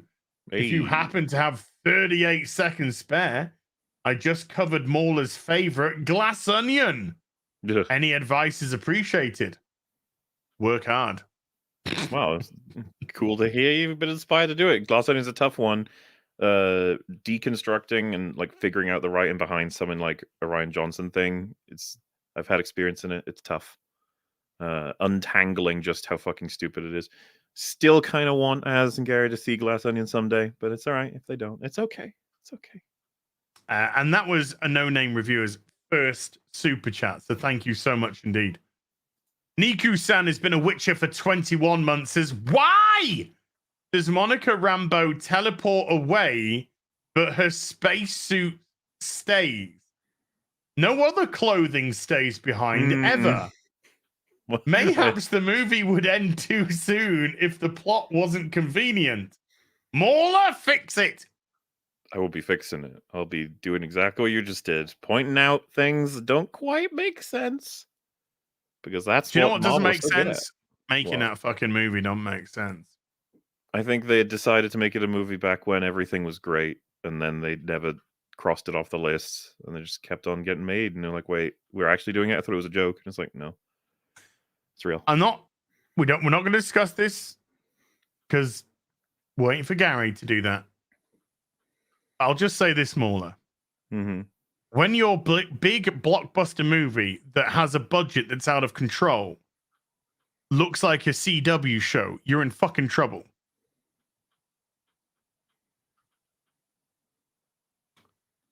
Because them there special effects. You're just Shadow mad Knight. because you aren't in a movie where you run around going pew, boom, boom, and there's explosions and stuff. Mm-hmm. You're just mad that you're not getting paid millions to read that script and promote that. Mm-hmm. I'll get paid millions for that if they want it. I was going to say, wouldn't that be funny if they came to you and said, we'd like you to make a video promoting the Marvels and we'll pay you $1 million. Would you do it? Yes. And they said there can't be a hint of irony. It has to all be very straight-faced. In a And heartbeat. it has to be an hour long. Sure. I'll find a way. Sure. The contracts for one video being as earnest as possible for an hour for $1 million. Absolutely. There'll be a video after it saying I got paid $1 million to make that review. Or if it's in the contract, you're not allowed to reveal that. We've had disagreements before. What? It's Like $1 million, Mauler. You'll just be like, listen, okay. I like the Marvels. I think it's a good idea. Yup. Mm-hmm. Look, look. There's been a lot of shit, but I just thought there was a certain charm for this movie, which was undeniable. And then people are just like, Az, what are you talking about? You're like, it's just all of it. Every part. I just put my arms in fucking gold chains, gold watches, gold top hat, gold monocle. Gold cigarette holder. You're like, look, there's a lot of reasons to like it, okay? There's a lot of reasons to praise this movie. Fits on top hat. Yeah. Fucking workmen behind measuring stuff up. $1 million. Look, they're sucking Disney's cock for a fucking bag with a Shang-Chi toy in it. It's true. I'll get on my knees and suck some dick for $1 million. Isn't that worth? They get comfy seats when they see the movie. Isn't that worth a good review? That's worth $1 million in itself. And they get prawn sandwiches after. Yeah. Imagine. Can't say no to those prawn sandwiches. Can't say no. Holy shit. Campia does it for free because he's so much of a shill. As if you doesn't have a shred of integrity to him. Isn't a man of his word. But he'll suck a dick for Marvel or Disney for free, so that he can go to the premiere and make an embarrassing, cringy video about how much he loved the film, which is dog shit. We know you'll hunt for a dick for free. He'll hunt for Tobey Maguire's dick for free. SJ Almighty with a £5 on the PayPal side with a diamond. Geezer sticker. Thank you. Thank you, SG Almighty. Appreciate that. We got to Shadow Knight with a $5. Gary late again. So, Mauler, are you going to make a 10-hour video for the Marvels? 10-hour? God, there was a time where I could like cover a whole movie in 40 minutes. That was a thing that I did at one point in my life, I think. Well, that's never going to happen.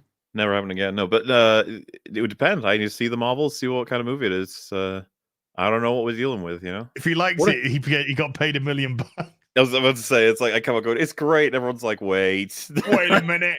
We've heard this conversation before somewhere. Gary is at the dentist. He thought it was going to be about an hour late, but now we don't know. He's at the dentist getting his teeth sorted out. 6,500 people watching. So thank you for turning up in absolute force today, people. Because I know you want us to talk about the Marvels, and it's coming. It is coming. Wait, what's our cap? Because I think the 2-hour mark. If he's not hit by the 2-hour mark, we got to crack open the Marvels. Very well. We got to. So we got. He's got 24 minutes to get here, and we're cracking open the Marvels. The chat deserve it. Yeah, they want it. They want it. New Zealand Greg with a 21-month sorcerer says the Marvels will be a marvelous financial success for Asmola and Gary. Oh man, the box office for that movie is going to be the most like sought after piece of information in that era. Oh fuck yeah! Have you heard about like with the Mario movie? They're like struggling to seat people in a lot of cinemas. It's just fucking overflowing. Meanwhile, the Marvels, they'll be like, "Yeah, you can choose literally any seat you want to sit down." You go, "Oh, which ones are freed up?" It's like any of them.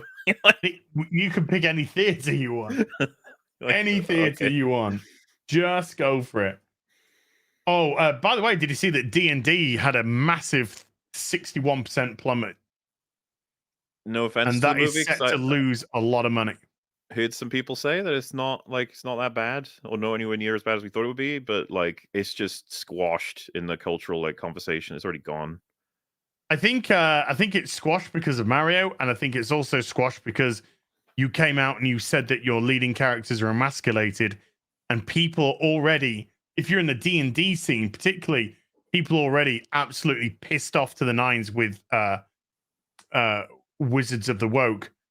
So I think that would have put off a lot of the D&D audience by that nonsense. By the way, Mauler, Wizards of the Coast have now determined that mixed races in their D&D games are racist. I heard and about will this. be pulled from the game. Is it so? If you have a white father or mother and a black mother or father, and you're of a mixed race, how do you feel about Wizards of the Ghost calling you a product of racism? I legit have no way of even speculating on what the fuck their argument would be. I have no clue. Is unbelievable that they have said this. But there again, these are the same people. And it, by the way, it invariably turns out to be white guys. That's just the unfortunate reality of this. These are the same people that said orcs are racist. These are the same people that have put wheelchair fucking ramps into dungeons. I'm not joking. I'm picturing like, Lord Galothab. He's like an enormous goblin king, and he's just like this horrible monster eating children or something. He's like, but make sure they put in the disabled ramp. We shouldn't have it be that people struggle to enter my dungeon. Yes. I might be a villainous, horrible person, but I make sure that I do have access facilities for the walking impaired. It's like when he has a visitor and they notice there's no ramp, he's like, oh, how embarrassing. I'm so sorry. Oh, Jesus. Oh, God. I'm going to get fined by the council for this. What will the people think of me? Yeah, this is the if you think that an orc is a black person, I got news for you. I think you're racist. I think you're the racist. Monsters, by the way, are no longer evil races because that's racial stereotyping. So again, racism from Wizards of the Coast because they. How long before a knight slaying a dragon is just racist? I think that already is. It probably is already. I think that It's like, already okay. is more than that is already of the racisms. James Moore with a $5 says that's not even true. She would be the first Asian English voice actress, not the first Asian voice actress, because that discredits the Japanese vocalizations. That is an excellent point there, yeah. James. Excellent point, well made. Which I'm going to steal in a video I do about this tomorrow. Oh, there you go. Harbinger with a £5 says Apparently, authentic. did you say Japanese?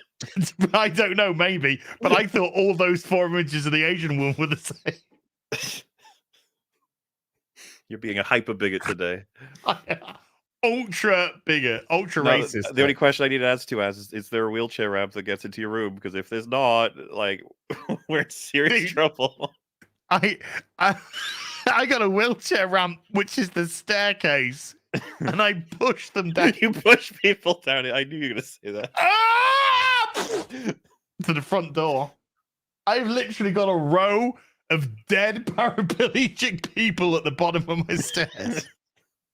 Awkwardly trying to step over them. I also have a ramp going from the garden into the window there, so I can push them down the stairs.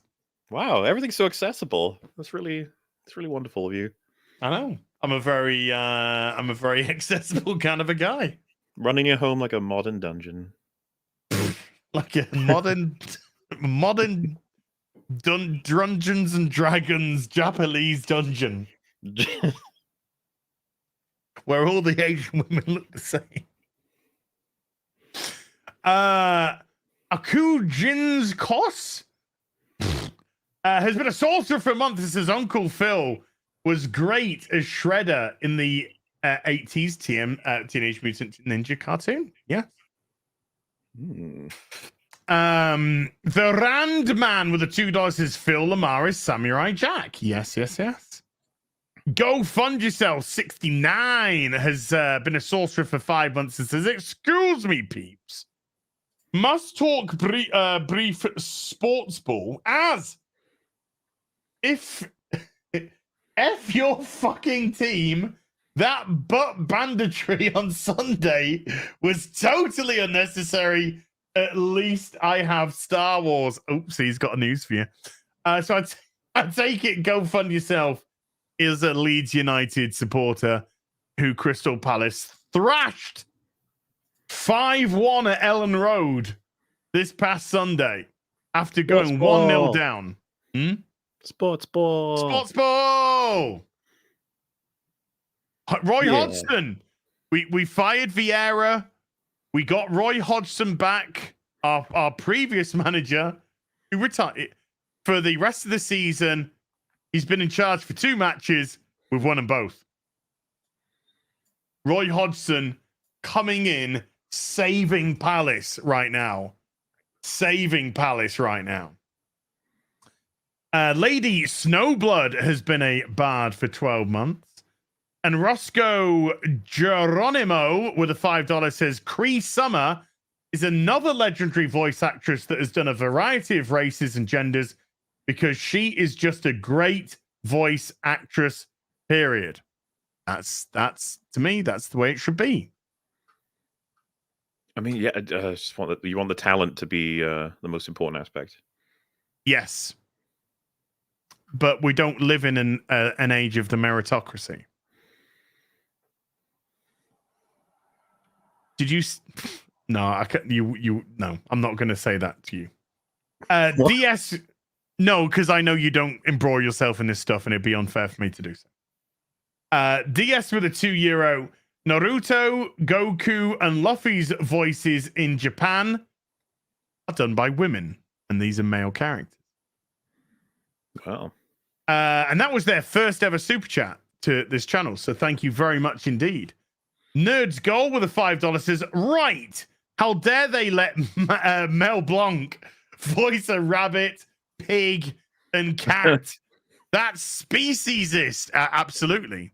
Well, give it Absolutely. time. When we have the technology to get voices out of rabbits and stuff, maybe they will go back and change all the voices of rabbits to rabbit voices. Oh, yeah. Taker 610 with a $2 says Resident Evil is made by Asians, for fuck's sake. Yes, but I think we've already established that Lily Gao hasn't a fucking clue what she's talking about when it comes to Resident Evil, the character that she's portraying. So never mind any other characters or where the actual franchise originates from. And of course, it isn't called Resident Evil. Its actual real name, its Japanese name, its OG name is Biohazard. Which name do you prefer, by the way?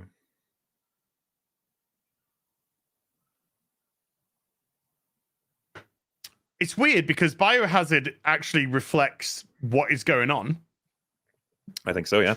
And Resident Evil is very ambiguous in what does that actually mean. But I like it because you are dealing with the Resident Evil in every game, whether it be the T virus, the G virus, Las Plagas. So I think both work. So I think you can dig a little into either of them, but Resident Evil, you could go the direction of what is the evil? Is it all of the resulting experimental like monsters that try to kill you and stuff, or is it Umbrella, the corporation? Yes. Is it all of it? And then is it human nature? What is the Resident Evil here? What is the Resident Evil? Yeah. So that's what I said. On every game, you are dealing with the Resident Evil of that particular, whether it be the G virus, the T virus. Meanwhile, Biohazard, Plagas, much more straightforward. It's a biohazard. It's like literally in terms of experimentation, like within a science lab and stuff, but then also a hazard to life. These things will come at you and just fucking rip your head off or whatever. So, I'm fine with both. Yeah, I think Biohazard would be more straightforward. Like people when seeing it would be like, "Oh, yep, this you know what, the name sort of prepared me for this." Resident Evil, though, if you said like the reason it doesn't actually sorry, I'm having too many thoughts at once. I was like, if it was Resident Evil and someone goes like, I don't know what to fucking expect from that, then they play like Resident Evil 4, they're like, this is sure, okay. But we don't really have that problem because our culture is so familiar with Resident Evil as a franchise. Like everyone knows what you're pretty much getting if you have any familiarity. I know, like, my fucking mum would probably be like, so what is it? Like a mean person in a house? And then you're like, yeah, pretty much. No, sure, we'll go with that, Mum. Hey, that's how Resident Evil 4 starts, right? You walk in, it's a kindly old Spanish man in his house, and he tries to kill you. Speak of the English, sir. Un perro perajo. Un bolestero. Oh, boom bolestero, you matey. It's so great because like so many people who played the fuck out of it when they were younger, all those like little expressions by the Spaniards is like ingrained into our heads. I've just had a text from Gary. Ooh. Who said he's almost finished at the dentist, and the dentist is only 5 minutes away from his house. So will you make that deadline? Will you do it? Well, I mean, we'll give him a little bit of wiggle room. So we'll smash through some supers. Just Nova 1138 with $5 says, "Hail, you gents make a great point about the voices of talents. This would explain why Disney's live adaptations and Marvel's casting are not good at all. Well, a lot of decisions, whether it not just be in front of the camera but behind the camera, are being made based off physical criteria, not off talent criteria right now. That's a very diplomatic way of putting it. Yep. Lord Pepsi with a $2. So Kamala fit the same spacesuit, but she's smaller. Sure. Yep. Purple Thighs with a $2. I don't hear people saying Hunnigan was bad. Yeah. Well, in all fairness, Hunnigan didn't really exist in this remake. She has like 5 lines or something, which is enough to say something, and she didn't annoy anybody. No, she was modeled and acted, so she did what she needed. She imparted the information that for Baby Eagle. Yes. But she's like booted out of the game for like 2/3 of it, so. Yeah. And Leon doesn't try and get in her knickers. No, but even though any normal man might. She's fit. It's very. They're all very, fit. It's the Resident Evil world. Wouldn't say Need no more fat further. people, fat representation. Fuck him, that fucking Ada Wong. On the thighs wrapped around that. Velox with a $5 says, in the first Marvel scene, when Monica changes places with Kamala, shouldn't Monica have retained her spacesuit and Kamala just dropped into space? Yes. She died, yes. Yes, she should. Ben from the Upside Down Under with a 5 Australian says AI would have done a better job. This is, I believe, probably would have. For Ada Wong.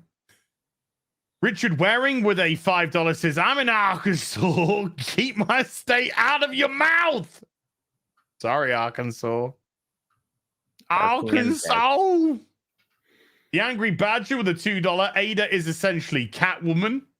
I mean, she holds femme fatale characteristics. She is hired to steal for money.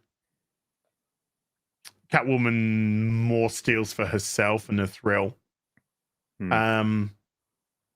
So yeah, there are certain characteristics for sure. Alan and Diggs has become a member at the bard level. Thank you. Kent Maddox with a $20 says, "Hail, mate. I can't stick around, but I want to thank you for introducing me to Chuck, Graham, and Kelly. I back Chuck and Graham's Indiegogo campaigns, and I'll keep an eye out for the Kelly and Matt Wagner adventure." Good lad. Thank you. Very generous super, by the way. Gordon Johnston with a £5 says, so she talks about authentic casting that dehumanizes, allegedly, but then starred in Resident Evil that race swapped characters. What a dumb fuck. Yes. Because it doesn't matter if you're race changing a white person. That doesn't matter. Because whites are in the majority and therefore have all the power, therefore are the racist pigs, apart from the fact there are more Asians on planet Earth than white people. And she wanted to address herself as a person of color.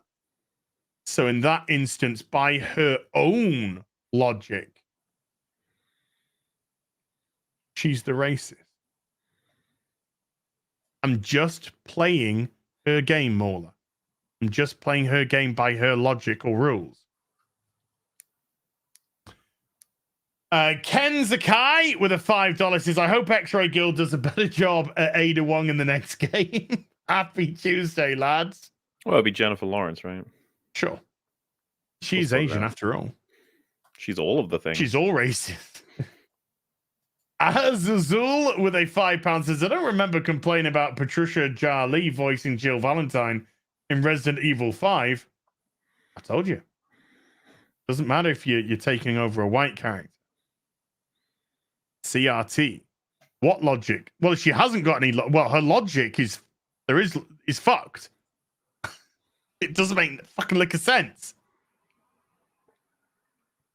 Bass player 2011 Iffy with a $5. It's rare that all voice actors are all in the studio at the same time. So this fault lies with not only the actress but the director as well. Well, I mean, you can elevate material. We see that all the time with actors, elevating material. In my opinion, she was so flat. She didn't want to do with any of it. Didn't even try to do anything with the voice lines. And there were times when she knows she's talking to Leon, so she should know how to inflect her voice, but she doesn't. She doesn't do anything. She was dog shit. So a lot of the problem goes to her. I would be inclined to agree, though, that I think a director is always, in the same way that we always reward directors for good projects when we don't even know what they necessarily did, we should probably hold them responsible as well when any aspect is falling apart that they should reasonably be able to pick up. I find that there's even shows, take Breaking Bad, for example. Seems like Vince Gilligan was making sure, or whoever was directing the episodes as they came, that people were putting in the performances instead of Like, it seems a bit too much of a coincidence sometimes if everyone's doing great on a show. It's like it's probably someone's trying to make sure they're motivated. If I directed that Resident Evil 4, I wouldn't have accepted her voice. No, I wouldn't either. I would have sent it back and gone, what the fuck are you doing? What the fuck are you doing? Yeah. Mm-hmm. And if it is what the director wanted, then. But yeah, if so, he's handed it. She's put it in, and he's gone. Yeah, sure. Let's go with that. Which is certainly not what I would have gone for myself. Now, I've lost my spot on where we were. Oh yeah. So I gotta scroll. Here we go. I found it. Reet. Akia. You're fucking with me today, people. Aki Yamato with a 2-parter for £10 each. Part 1. This could be an elaborate act from China's side to incite hatred towards the Westerners from China players, since the game also has Mandarin audio options, which is rare. Lily's post was on the Chinese social media, showing white men attacking her, inciting hatred towards America. If Ada had inflections in her tone towards Leon, which has treasonous intent. This is Japanese game. This isn't a fucking Chinese game. So they're not pandering to China with this. Raging Demon Dan has become a member at the Witcher level. Thank you. Mr. Tickle Trunk with an 11 Canadian. Opaque lives. Lily Gowls up her own bum. The stereotypical woke change is 99% of people hate it. It damages the brand and is deflected by lying. Her portrayal of Ada is that stereotype. I don't think it's a stereotype. I just think it's terrible. Yeah, I have a very boring take, though. I just don't think she's very good at acting. I just don't think she's a good actress. I don't think there's anything stereotypical. She wasn't like, oh, hi, I'm Ada Wong or anything like that. I'd be like, fucking hell. No, it wasn't. No, she was just really fucking bad. Ivan Petrescu's been a bard for 21 months. Alan Stewart has just become a bard. Thank you to the pair of you. Drawing Tall with a $5 says Rise of Skywalker. Hyperspace jump gimmicks and fast pace to distract from absent of story or plot or characterization. The Marvels, this, but cheaper. Oh, there was definitely noise to take away from the fact nothing's happening. Yeah. Alex Jelena with a $10 says, how likely is it that Jim Sterling is due for a complete meltdown / breakdown in the near future? It's Jim Sterling, so probably. Doesn't he always? Isn't that his trick now? I don't keep up with Sterling content anymore. No, I gave up on him a few years ago. Gave up on him. I used to like him, and then I realized there was rules for thee, and then there's rules for me. I was like, oh, for one of those. Okay. Sahat with a $5. Fun fact, X-Play had the same setup with Adam and Morgan just reading out the reviews. The interns were frequently characters in skits. Stephen D with a £5 says, chaps, have either of you ever watched Garth? What? Merengue? Yeah, Merengue's Dart Place? Mauler, you would love it. Oh, I've had it recommended a whole bunch of times. I haven't seen it, though. Okay. Brian David with $5 says, Capcom did good with Resident Evil 4 Remake. The original is my favorite game ever. Is it fair that Ada's voice bothers me so much? Yeah, absolutely fair. Yeah, I think it's fair. Old Jaeger with a £2 says, she get the part in Range of Poo. Okay. Harbinger with a £5 says, as you need the Atlantean sword from Conan for the Wall 2. Man with the gun in his hand with a $2 says Resident Evil Outbreak FAL 1 and 2 remake. No. No. No, I think a Resident Evil Raccoon City MMO could be a lot of fun, though.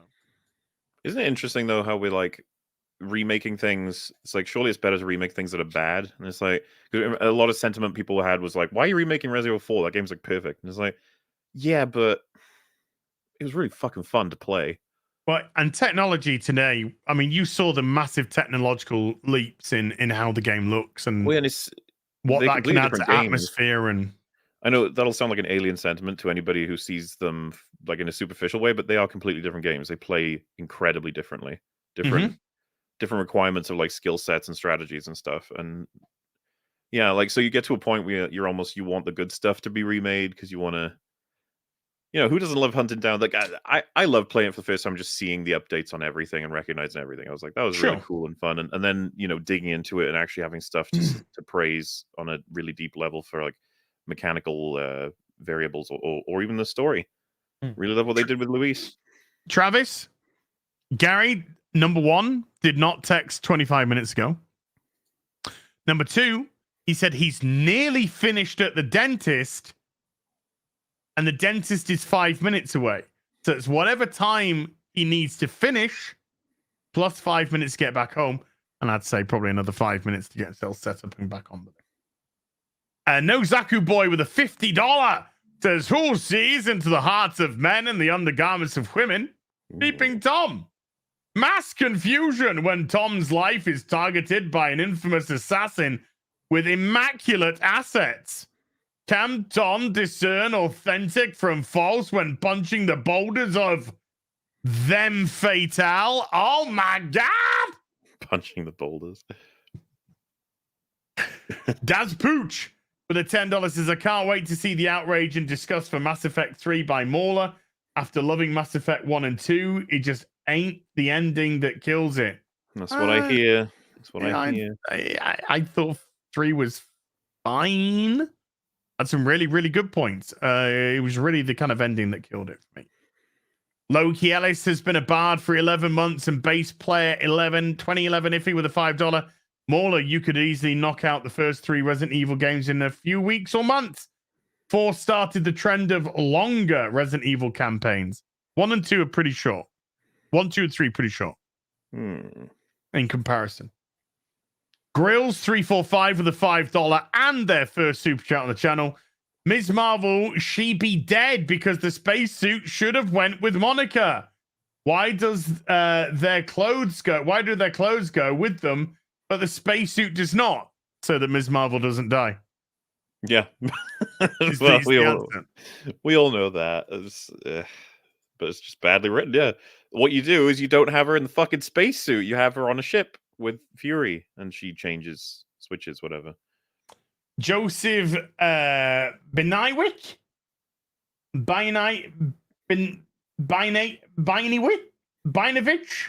with a $5 says, as your thoughts on the Batman Doom comes to Gotham animated, I am looking forward to it, to you talking about it. Probably not going to watch it because fuck DC. Fuck DC and what they're putting out right now. It's just garbage. Josh Knight has been a sorcerer for 5 months. Love you, brother, as firm handshakes. Firm handshakes right back at you, my Champions Club brother. Joseph Binovich has been a bard for 20 months. And Edgar Friendly with a Witcher for 20 months says, count on it, Rose Tico, transitions, and fathers raise baby. Love the BBC. Holy shit. Mr. Riley with a £5 says, yes, Mauler to play the Resident Evil remake. Defo will watch. Plutin Face has been a sorcerer for a month. Star Wars 10, the search for child support, followed by Star Wars 11, the results of the DNA test. Russ McKay with a 5 Canadian. What's the chances Ray dies in the next movie and is replaced by her crazy emo depressed son? That's no son, that's a daughter. Magician Sapphire with a $5. Ray impregnated herself. She's too much of a strong, independent woman to need no man to father a child. Slay Queen. Smooth the DJ's been a bard for 6 months. The Grizzly's been a bard for 4 months. And Smiling Magician's been a sorcerer for a month and says, hail as and Moobler. Just wanted to say thanks for you all, Gary, Geeks and Gamers, and many more. of the fellowship. You guys helped me through bad days. Peace. Thank you. And thank you to the Gritty and Smooth. I hope you're doing all right, mate. Aye. Heartbreak Ridge has been a bard for 3 months, and Kuro Kenshi has been a sorcerer for 26 months. Thank you both. Zeke Zion with a $10 says, I want to see Lizzo in the next Star Wars. She could be Darth Sirius Heft. Oh my God. Darth Heft. That could be. I like Sirius Heft. I like that. Mr. Pelzig with a $5. Been a while since I heard a hot dog. And then Davey first follows it up with a £1 super sticker for hot dog. Mm-hmm. James Norman with a £5 says, have you guys played the Arkham series? Yes, awesome. Conroy is the definitive Batman of all time. 1 kill across the entire multiverse, and it was in the CW fucking Crisis on Infinite Earths. I know. Yep. Sean Foster with a 2-month sorcerer says the earliest ending of Rise of Skywalker had her pregnant at the end. So I'm guessing that screenshot may have come from that. Oh. Remember, there were multiple endings filmed for that. Yeah, we do know that. Heartbreak Ridge with a $5 because Mauler is watching Mando and Gotham Knights back to back. Please accept this donation to the Mauler Mental Health Fund. Given. Jacob Glasser with a $2 says KK and Phoebe Waller-Bridge need a rock bottom through a table. Amen. Tommy Tables with a 7 Canadian. If Ray has a son who takes over as the franchise leader, as the proper Skywalker, and needs to redeem Ray from the dark side, I could maybe buy it, but he wouldn't be a proper Skywalker because she's got nothing to do with the Skywalker. She's Palpatine. They'd also never do. Could you imagine? They just they start up this new franchise, and there's just some boy who turns out to be the chosen one, and Ray gets disenfranchised and goes on some island and drinks some titty milk. Nope. They're never going to do that. I can't imagine that would happen at all. I bet she's amazing. I hope so. The Palidan with a $5 says, did y'all see the Canadian Broadcasting Company's review of Super Mario Brothers that said it has all the charm of an unplugged Game Boy? They know nothing. Yeah, I actually quote tweeted that, and that tweet has 5 and something thousand likes on it. The Palidan also became a sorcerer member. Thank you. Poland 805 with a $5. As y'all had comic book creators back on the BBC recently, are you planning on doing more? Consider Michael Bancroft. You own his book, The Lucent. I do own his book. Yeah, we were going to have Mandy Summers on today. She's a comic book creator. I wanted to talk to Mandy about comics and the creating process and her comics. Unfortunately, Mandy had a family commitment, couldn't make it, so we're going to get her back on the show in a couple of weeks' time. Alan Stewart with a £2, Pixelated Ryan with a $20, as all in caps. Where can I find a Studio 56 Shockwave Transformer? I don't trust Amazon Chinese sellers. Lol. $20. Try TF Source. TF Source. Try there. Gran Darkfang with a $10. Hairlaz and Longman, in regards to the Whammons, what are your opinions on more muscular Whammons? I have a fondness for them myself and wanted to know what you think. I don't think there's any shame in that. If you're into that, I personally like more of a lean woman myself, but that's just me. Well, what's that one drinker always posts? It's like Jessica Biel in Blade Trinity. That's like, yeah, like it around that area, you know. Not looking for bodybuilders or anything. No Abbeys. No Abbey smashes. Logan Blissett with 11 Canadian says D&D is doing well with the critics and fans alike and wasn't woke, and that demasculation comment made no sense. Is it struggling to make its money back due to the bad placement between John Wick and Mario? Yes. It's going to lose a lot of money, probably somewhere in the region of $75 million. Cisco Star with a $2 has been watching Red Dwarf. Questions. Where do I stop at the end of season 6?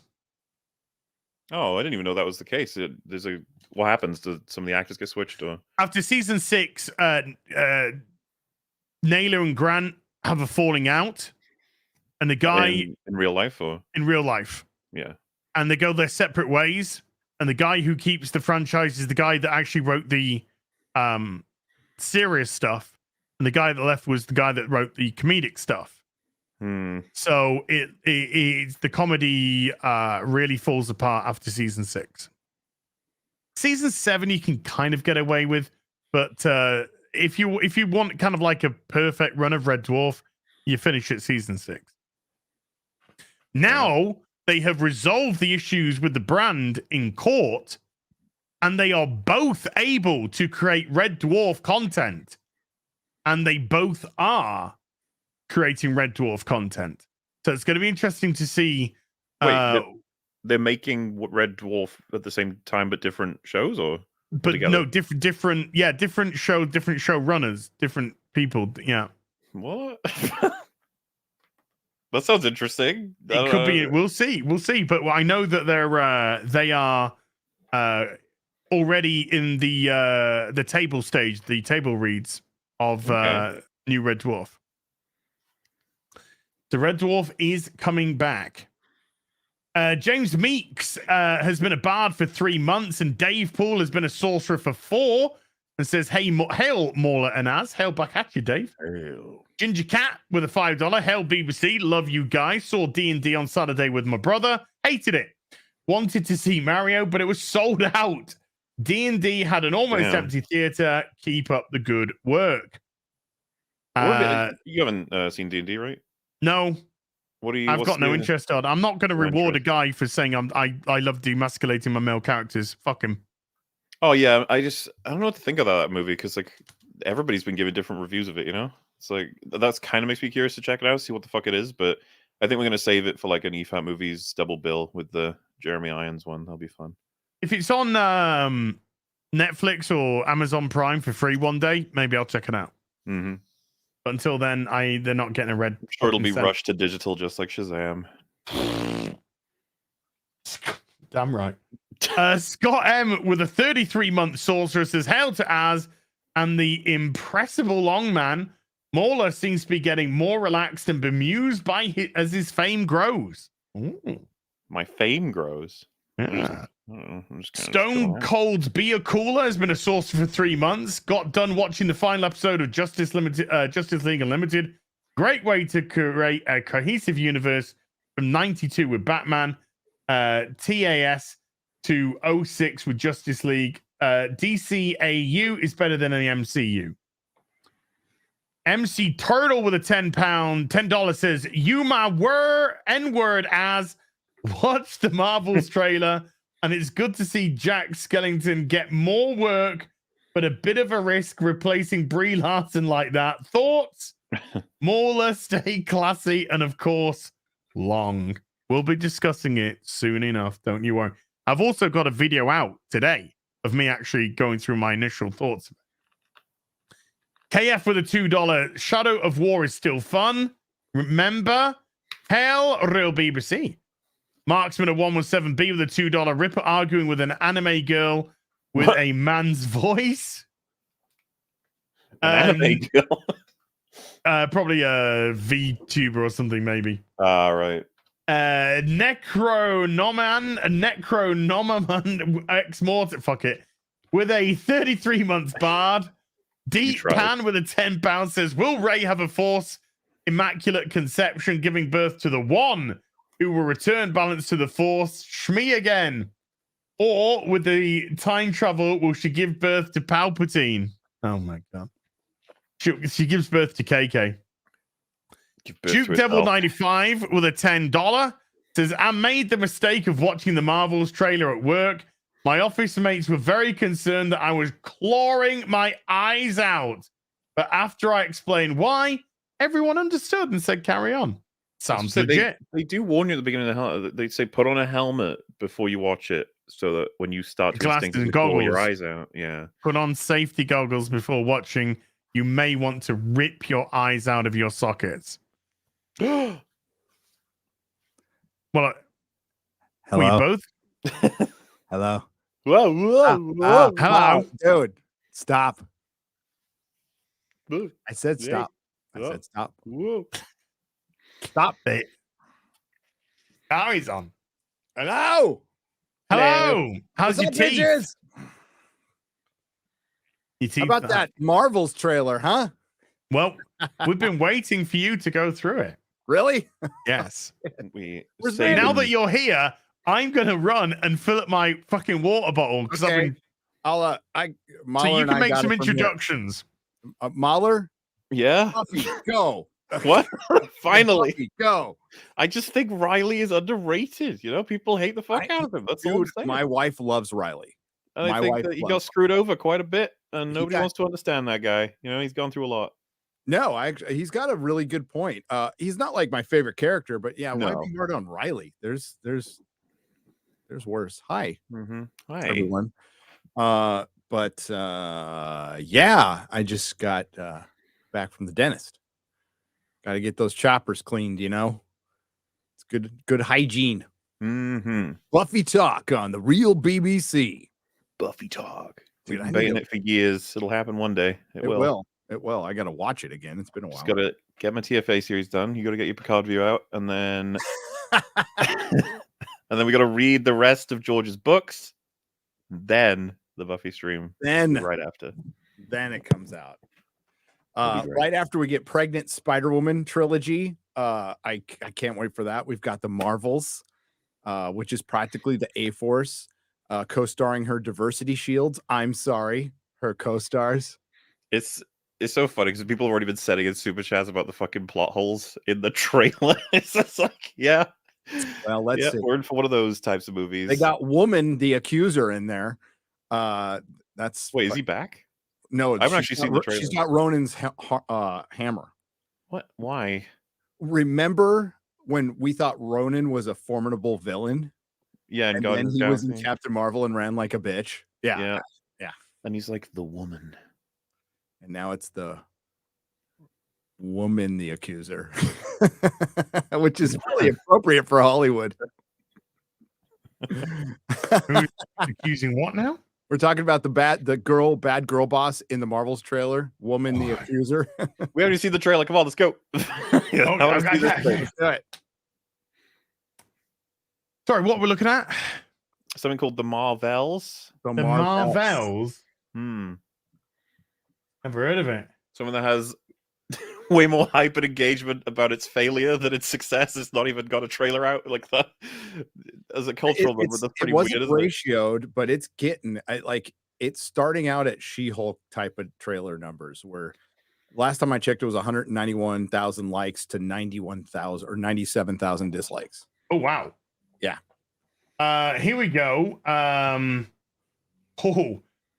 271k likes. Okay. 151k dislikes. Oh, that is going up. Oh, I mean, that's Ooh. terrible. That is The dislikes that most people can't see unless they get the extension, which is simply an algorithm that estimates very low. For example, if you see on one of my videos, you see 200 dislikes, it's actually more like 400, 450. So double it. okay. Here's something interesting for you. All right. Immediately, let's just go to the comment section. Let's do it. So glad we're getting more of Monica. 17,000 Okay. likes. Let's go to Bad Boy. This looks a lot better than I originally thought it would. Okay. Who's the next comment? Santa. No. Bad Boy. I'm legitimately impressed. The idea of power entanglement and spontaneous switching places with each other is pretty neat. It's That's- strange oh, that's yeah, on top weird. of 263. But all right. That's weird. It's as if a bot was putting down lines and then just got pushed to the top. You mean remaking Freaky Friday with superheroes? I was going to say, this has been done before a lot of times. A lot of Well, times. A lot. Are there any Oopsies. negatives? 50k challenge with 0 videos. I want to see if they've got some more repeated, but that seems to be a big fat whoopsie. That does. Because this one has got 3.3k likes, but that's down there. Marvel's own Freaky Friday. I actually love it. I'm so excited. But there's none of those trailers. I love it when Captain Marvel said Avengers Assemble or something. You know, the trolling that they do, which I'm sure won't start any second now. Oh, okay. You tell me if you when you want to stop. Heavily curated comment section. All right. We'll probably have to do some noise when Beastie Boys start singing.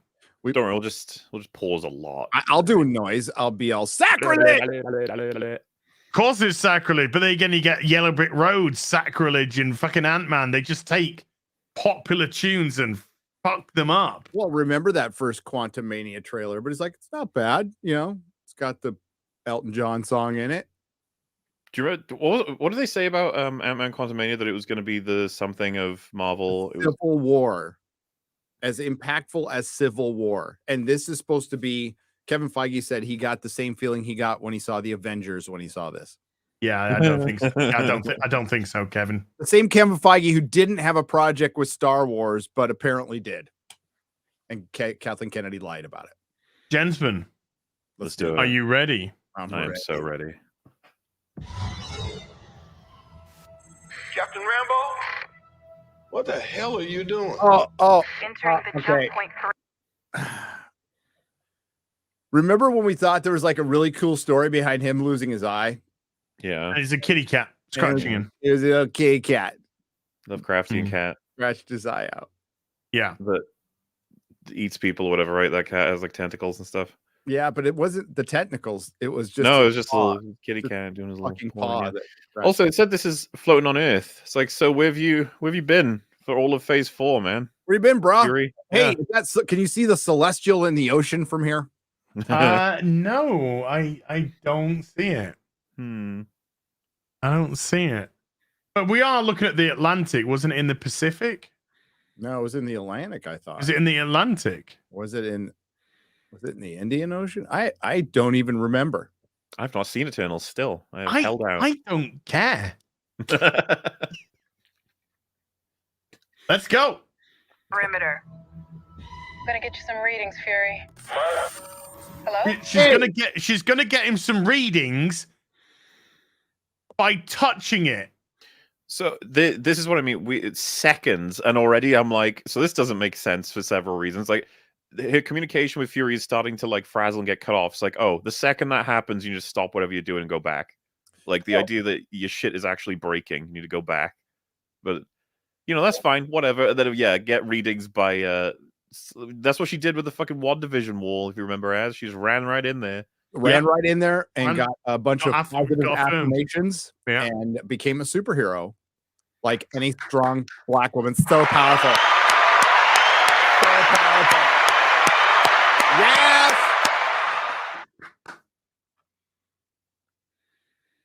First black woman in space. Do we know what this is, by the way, yet? Whatever it is a sparkly energy light thing going in the space. I thought it was a complete rip-off of Star Trek The Motion Picture and Vija. But okay. That maybe. Because they're completely... Hey, I know what that is. If you look at their space costumes. You know what that is now. That's good. And the only reason they know what it is they saw a YouTube video.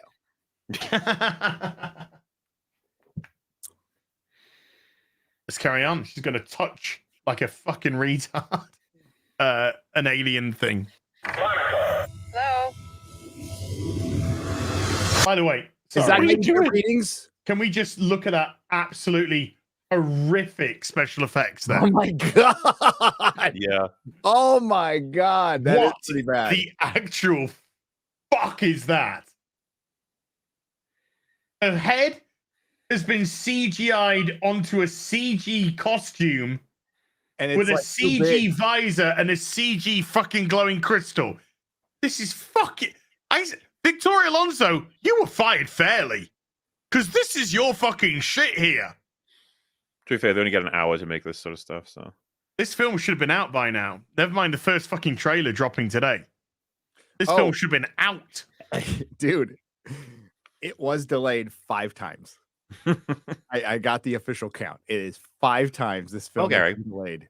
you have to understand that's a good thing because they are making it more perfect. Dude, the fucking head is completely distorted. Dude, that thing, that device coming down makes her eye look like it's like bulging out too. It's so weird looking. Yeah, her head is not proportionate with that. Hey, as they've only had like 3 years to work on this movie. Yeah, give them a sec. what's the budget of this movie up to now? Probably 2 billion. 42 gazillion. Let me see. It's got to be over 300 mil now. No, it's not saying. I think it's too early. I'm gonna guess 150 to 200 well, no, 200 million, and then the unreported 50 to 100 million in reshoots that I heard from an extremely credible source who used to work at Marvel. I reckon this is 350. Yeah. Right now. This is what the budget is. Around about 350 mil. You have to add 50 to 100 because yes, they do figure in pickups and reshoots, but not massive reshoots. That does not get added to the budget. And it's a way of Disney kind of it's a way of finagling, doing that Hollywood accounting. So they can come back and say, well, yes, we went out there and said this thing is a big hit, it's profitable, but we actually didn't make any money off the movie. Sorry, actors, you don't get your little bonuses.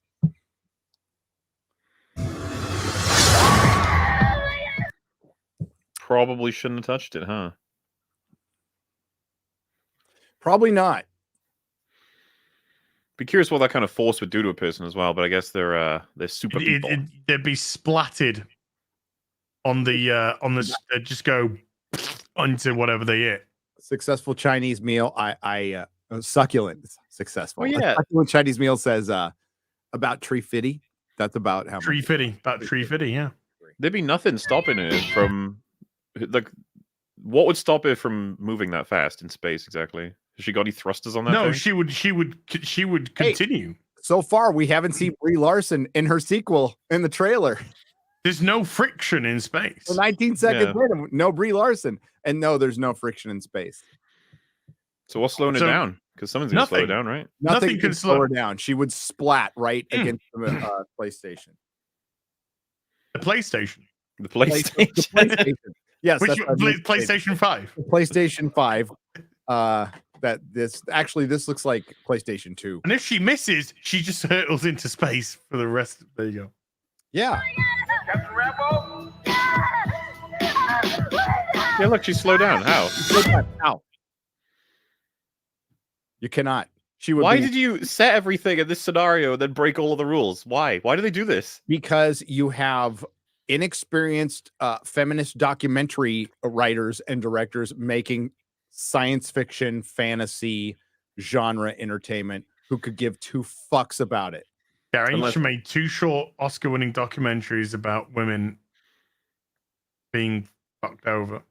Unless they've cut scenes out that make it make sense. I'm very sorry those women doubt were it. fucked over, and I'm very sorry. I'm not sorry for anything else because this is going to be Christmas and my birthday wrapped up. I have been so excited. I couldn't sleep last night. I was so excited. Neither can I. I had my brother coming. I was excied for that. Yeah, I had the Marvels trailer dropping. I couldn't fucking wait for that. We put up a Marvel's tree. I've had 2 fucking hours sleep. The Marvel's tree. A Marvel's I'm tree. ready to go, baby. Let's do this.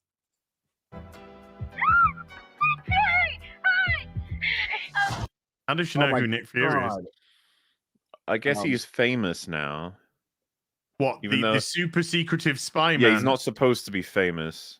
Is famous. He's not even supposed to, even if he were known, it wouldn't be strictly positive at this point. It would be complicated.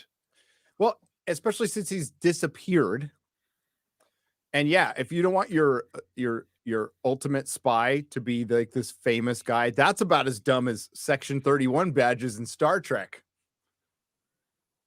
I'm trying to remember, like, I haven't seen the Miss Marvel and show. Uniforms. And And fucking maybe- spaceships with we're section 31 Employee of the written. month, Section 31 flyers all over Starfleet Academy. Maybe there's an explanation in the Miss Marvel show, but like, yeah, Nobody not only- watched it, Mola. Nobody watched it. Okay, so you're right, Mahler. Great point. I don't know if you intended to make it, but that's how good you are. We are seeing a character that most people are like, who the fuck is this? Yeah. Who the fuck is this? Mm-hmm. Nobody watched this show. Nobody watched Miss Marvel. The Miss Marvel, the self-insert from Sana Amanat, who we haven't heard anything about lately. It's been really strange. I know. It's as which if is- she's been slowly and quietly pushed out the company. Which is, correct me if I'm wrong, chat, the seventh version of a Captain Marvel character. Like derivative to the 6th or 7th power from Captain Marvel, this knockoff Miss Marvel that was supposed to be the new Spider-Man. The other thing I was going to say she is tries to mimic Tom Holland in this, so yeah, Winter Soldier. I think did he either faked his death or he went on this like hyper undercover, Nick Fury, and then you go forward to Age of Ultron. He helped them out with a helicarrier. Then you move on to he got blipped, and then he came back, and he's been mostly in space. So, what exactly is Nick Fury's fame to Earth? You know, she watched the MCU. 4Ks of she got The the Mondo MCU. steel boxes. yeah. She got the Mondo 4K steel boxes, which are kind of nice. Which is now out of business, I believe. Well, Mondo gone. Toys R Us would like to meet you for drinks. Yep. Disney just killing it, man. Killing toy stores, killing companies. They're killing all kinds of businesses. in Minecraft. Yeah, they're just killing it. Let's let this comedy ride continue. Is this an Avengers test? Where's Captain Rambo?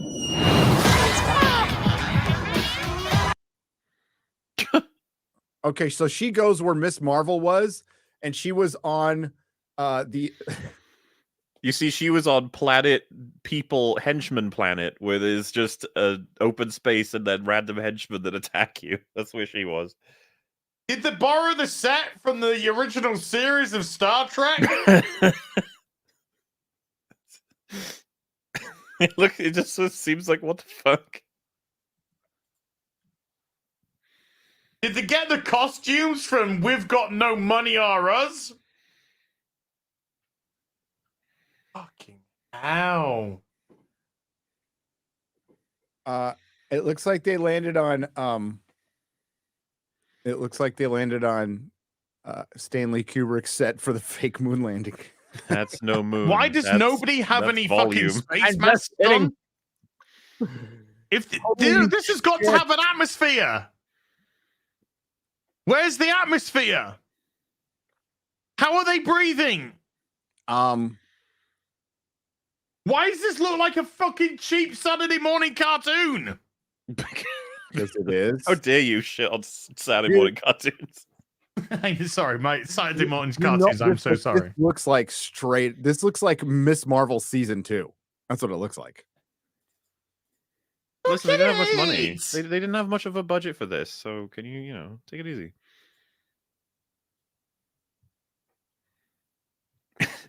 I love how Where's the money? Where's the money? Victoria Alonso spent it on hookers and blow. Which, I mean, honestly, money well spent compared to this.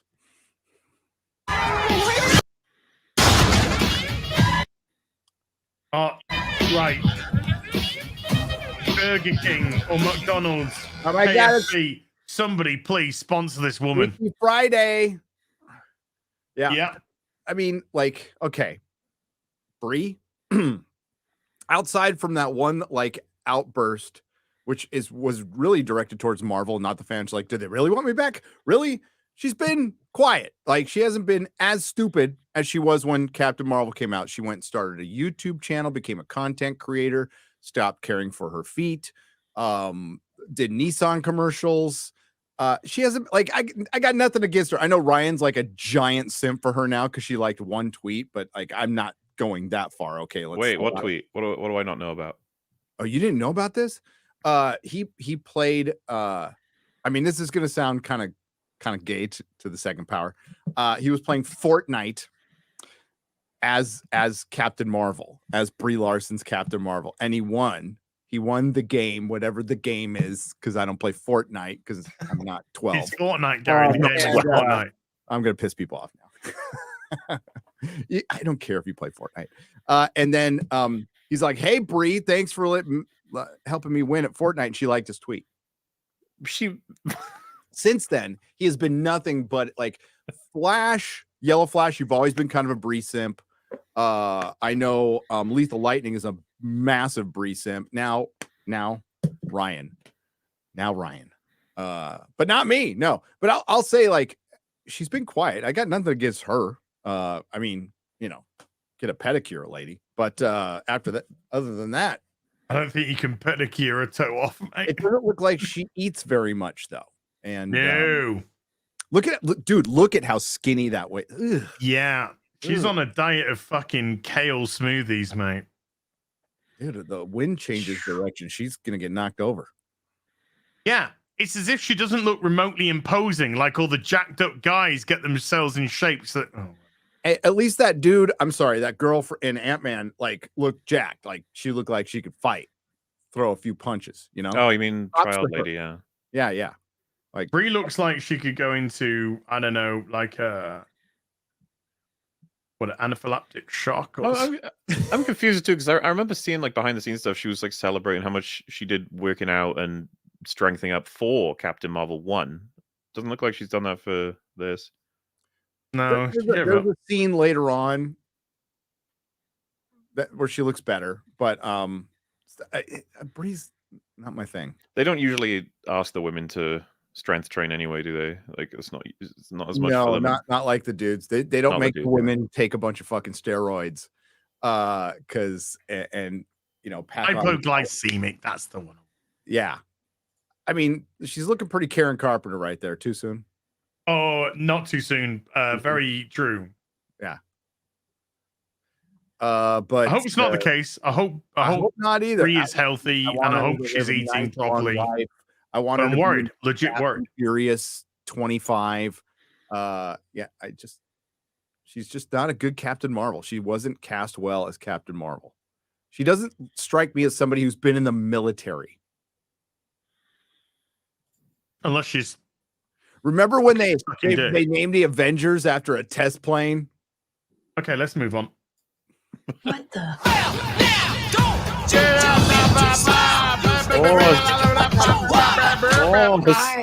Marvel is no way we're gonna be able to talk over that unless you mute it.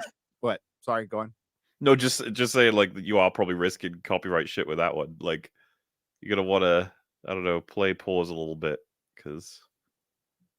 There's a lot of Beastie Boys singing. This is so annoying because Intergalactic is a fucking banging tune. They were so great live. They were so great live. I miss them.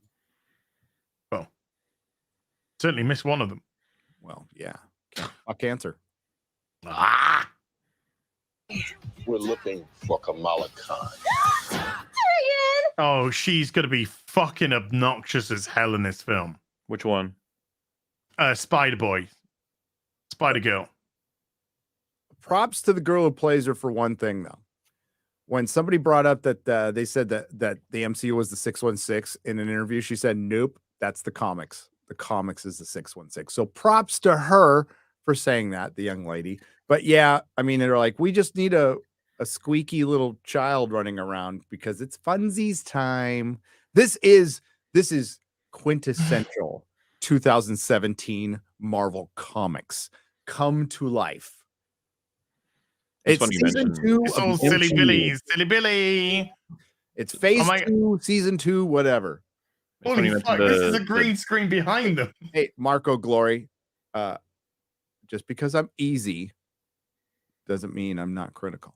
I don't know if that makes sense, but I don't pretty much care. the correct number for the places. Like I saw people discuss it on the subreddit, and it was like, so wait, you say that like MOM isn't like canon at this point for what they say of that? It's like nobody fucking thinks anything of that movie's canon. But then again, it's completely ruined anyway. Okay, Like what is canon at that point? Like what? Yeah, Mom, what is canon? I do not know. Are we in the real unit? Like, hey, they had Rachel McAdams tell us which universe we're in. Oh, With shut up, Marvel. Rachel. You stupid cow. Okay, so our powers are entangled. I can manipulate light energy. And I could totally show you. okay, so like we have 3 women with like really ambiguous, super duper. I can just. Well, she says I can manipulate light energy. It's like what? What does? I remember her turning to jelly to stop bullets. Does that have anything to do with light energy? She is like. Wouldn't level bullets be 5. kinetic She's energy? omnipotent. There is no way to beat her if she could just like, phase like the Vision. Yeah, I got never beat it. The fact that this scene now makes it clear that the first thing they tell her isn't, do not use your powers whatsoever. If you use your powers again, it could cause massive destruction. Yeah. Do not use your powers. But these people are all fucking retarded. And they weren't wrong because it brought in Brie Larson in her own trailer. That's what I'm saying. It's like, that's nice. It's already fucking incredibly stupid again. I'm not again. That's how a 35-year-old woman has a teddy tantrum. What is kind of funny is that is the most personality she has shown in the entirety of the MCU was there. Still bratty though. Yeah, it's kind of annoying. No, she's bratty. Yeah, she's like one of the most powerful, if not the most powerful creatures in the fucking MCU, and it's annoying to be like, God damn it! Like, what's just happening? And a former like jet pilot, you gotta have a certain amount of discipline. You can't be like, oh my Godsies, I'm gonna fly on a jetsies now. Well, realistically, dude, if you're thrown into a random place destructively, first thought in your head should be, did I land on anyone? Is everyone okay? Where the fuck am I? Like, did I hurt anybody? But no, she's like, I just got written by a wine mom. If they release this movie on Twitter, I'm sure it would do okay. But I know 12 people would watch it. Because it's so funny how like I tweet a couple of things and the rebots just come back and forth like it's 2018 again, and I'm here for it. I was having such a good time with them. Hey, Yellow Flash in the chat. I see you, buddy. What's up, Yellow Flash? You Bree simp. hi. Where's our daughter? Wherever you were. Look at that corridor. So wait, they don't actually all switch to the triangle then? This they stole from Space Cop from Red Letter Media. What, the environment? Yeah. But yeah, so they don't. I thought the way it was going to work is that it would all be a big triangle. They all switch, around in a circle of a triangle sort of thing. But we saw Monica switch with Ms. Marvel. Would it be a now pink triangle, Mahler? A Ms. Marvel swap with Bree, so Bree using her powers would swap with Monica. It's whenever, I guess, one of them uses their power, they draw in someone and they switch places with them. That must be it, I guess. The 3 of them. But then which one does... I don't fucking know. I'll have to watch the movie. If it's the nearest, then why... The chat says the 3 feminist stooges. I would fucking watch that movie. 3 feminist stooges. Oh, that would be great. Oh, God. This looks like it's got a budget of 10 million. They this had is some cheap looking shit, man. Fucking cheap. Now let's have a look at some really terrible CGI tentacles. Woohoo!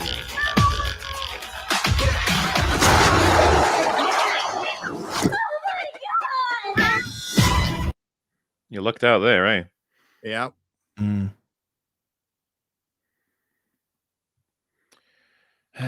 Moving on. Oh, it's generic Marvel environment time. This could be New Asgard. This could be anywhere. This could be anything. It's like Sicily. Future. It does. It looks like on the Mediterranean. Maybe for it sure. is Marvel Sicily. Yeah. But it's actually Girl Boss Town. Yeah. Yeah. It's no man's land. Okay. Oh my God, cultural appropriation. Wow. I don't know if you can culturally appropriate Jellyfish the land of the culture? squid heads. The jellyfish You heads. can. Sorry. Okay. Mm. Is it jellyfish? Yeah, it's a jellyfish. No, jellyfish, yeah. Maybe Man of Wars. Hey, remember when the squid head made out with the Mon Calamari? And oh, you didn't watch Mandalorian. I did. No. I did see the guy come in and go, "Hell, don't do it. I love you. Hey, Jane You Theory- are the light of my life."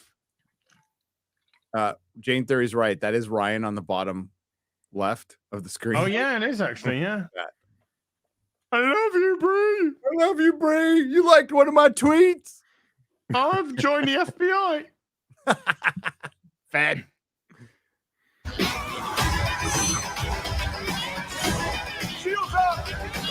No, that's Star Trek. Yeah, but they're Shields doing up. space now. Shields Up is Star Trek, And Mr. Fury. oh, that's gonna be Bree's husband. That's Captain Marvel's husband, supposedly, according to the Reddit spoilers, which are always right. I thought she was gay. She's bisexual. I'm sure. Yeah, which means gay. I agree. And this is supposed to be a cutesy scene, right? Because look what they do next. Hey, kitty cats! Look at the kitty cats! Oh, and there is Woman the Accuser. Then they're all going to be the tentacle eating. Okay. Yeah, Cats. yeah, it's all good. Who is this movie for? Tentacle cats? 40-year-old wine moms whose husbands go out and work hard to make a good wage, and they suck their money out of them just like they suck their life and soul, and all they can do is go on the internet and complain. Wow. So this is That's very my guess. specific. this is technically the sequel to Captain Marvel, and I'm assuming the Dawn is not going to be in this. You know, remember the Dawn? Kind of the best character in the MCU, but okay, I guess. F's in the chat for the Dawn. Let's just not include him. I He suppose. his hand developed a staph infection and he died after after she attacked him brutally. after he just wanted a girl to smile. Mm-hmm. That was his mistake. Oh, is that the guy whose arm she broke in the Yeah, deleted scene? Yeah. And who many people defended because he sexually harassed it by saying, "Hey, need a ride? Oh, how about a smile? Whatever." I mean, Just that's pretty much rape. good times. I'm happy to some girls like, I'm in trouble or I need a ride. Sorry, I'm married. Bye. No, I'm in no. the middle of nowhere. No, Don't care. Gary, you look at your hand and you go, "This is not worth it." Like, I just want to. Equality is a bitch. Bye. Deuces. Praise be the dawn. Oh, the cute. Oh, what? Back, Woman the Accuser. Oh, I will meet you, all of you. And look, and then there's girl Ronan in the back. There's another right, woman, yeah. and it's a girl. it's a Gonan. Go. Oh, and these are the guys that were on that moon planet, I guess. These are Looking just supposed as to be good. Kree. So, but they're the fundamentalist Kree. Yeah, they're the evil Kree. They're the evil, and it's all girl. Is it all girls? Okay, now that's a dude. But now that's a girl. That's a chick. That's a chick. Maybe a chick. That's definitely a chick. That's an effeminate guy.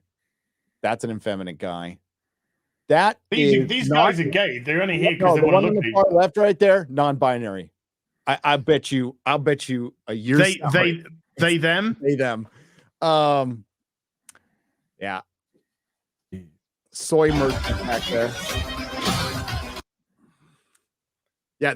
Wait, who's this? Okay. This is just generic powers being used on bad guy on spin. Chat was pointing it out. That little army for Woman the Accuser, did any of them look imposing at all. Does that not look like it looks like if I get caught, I'm going to get fucked up the ass by a strap on. It looks like you pulled in the crowd from Dr. Phil and made them extras in a movie. Remember when I reckon I could take 90% of this room. Remember when they used to get like giant hulking dudes to be like, you know, the cannon fodder and stuff because they would look a little formidable. These ladies don't even look like they can lift up their spears. Is that a euphemism? Well, I don't even know what a euphemism is. Oh wait, are they all fighting each other? What's going on there? No. Was it evil Brie Larson? This is girl boss accuser. Woman. Oh right, okay. Who shot a laser beam of unknown origin and what it does.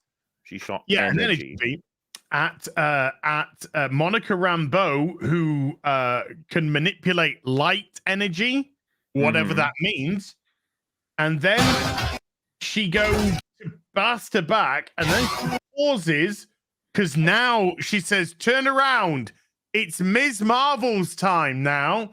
So then she pauses, turns around to Ms. Marvel, who uses her Green Lantern and construct bracelets that she got in the post from her grandma. I'm not even joking. No, that's how she to throw a punch, which she deflects, for then Ms. Marvel to come in the front and try and hit her with a hammer. Oh yeah, she's got the hammer. Somehow they managed to make Miss Marvel's, the little one's costume, worse. I don't know how that's even possible. Are those pajamas? They look like pajamas, Pulo. Don't be racist. She must wear clothing of her country because that's what defines her, not being a hero. She got her powers delivered in the mail. I'm glad that they all like our triangle of superheroes, our pink triangle of superheroes, all waited to fight her one at a time. I think I like to call it the Tampax triangle. You know what? They learned it from the enemies. You know what the pink triangle? You don't know, do you? The pink triangle is like before the gay flag was meant for everybody. The pink triangle was for lesbians. Okay. Yeah. The Tampax trio. If you saw a pink triangle at a bar, you know it was like a lesbian bar. But it was at San Francisco. Not sure if that's everywhere. I wonder why I didn't pull that night. Yeah, I was like, man, dude. I was like, man, I lucked out, and they only did, and I couldn't even pull. I must have lucked out. We're a team. No. That's a good look. That's a good look.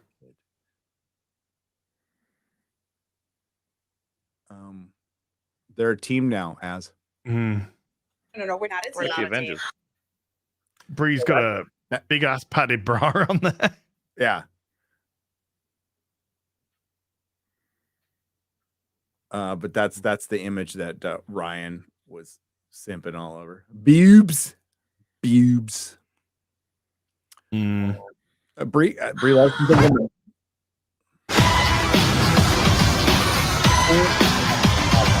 Pop. So exciting. Intergalactic mammary.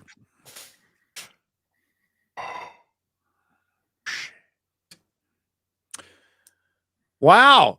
Can't wait till November 10th, ladies and gentlemen. Mark it on your calendars. That the question is, will it make more money than Ant-Man 3? I say no. Really? I think this is gonna do $750. Oh, why? No way. Because they're going to fortify it because it's the trifecta women. They're going to try and they're going to do what they did with with Captain Marvel. They're going to buy cinemas out, and people are going to take photographs and say this cinema is apparently sold out, and there's not a single person inside because Marvel bought the cinema out. As Disney never lies, people have said they didn't do that. Disney has never cheated or never misled the public on anything. How dare you say that? Oh well, I'm convinced then. My The bad. thing about it is, though, Captain Marvel 1 benefited from the Avengers sandwich. This one will not. This one will not. Dude, So do you? I'm going to go 750. Like Paul Rudd. They were introducing Kane, and they build up this, oh, well, it's probably bad now, but people like Paul Rudd. They do. Mm-hmm. Well, wait, where do you think it'll land, Gary? I think 600 million, maybe, and that would be really high. That would be beating Ant-Man, but it depends on what comes out. I do believe Dune 2 comes out that month. So it depends on what it's up against. Imagine if Ant-Man had competition. Remember, films used to have competition. Like there'd be another film coming out the next week. It depends. That's what I mean. I don't understand. Like, I feel like both of you are aiming real high right now. Okay. Then that's what you think. What do you think? What do you think? I would have guessed 400 mil at max. Okay. You'll probably win. You'll probably But win. like, I'm not even. Sorry. Did you say 400 max? Yeah. Wow. I mean, well, I Ant-Man is like topped out at what, 500 mil, something like that. Yep. I think 470. Yeah, I'm just being as honest as possible here. Logic dictates to me that it can't do better than Ant-Man, surely. Why would it do better than Ant-Man? Because it's women, not men, and Marvel will fortify it. I don't know. They will buy cinemas out. I don't buy it. I need if it was to make 750.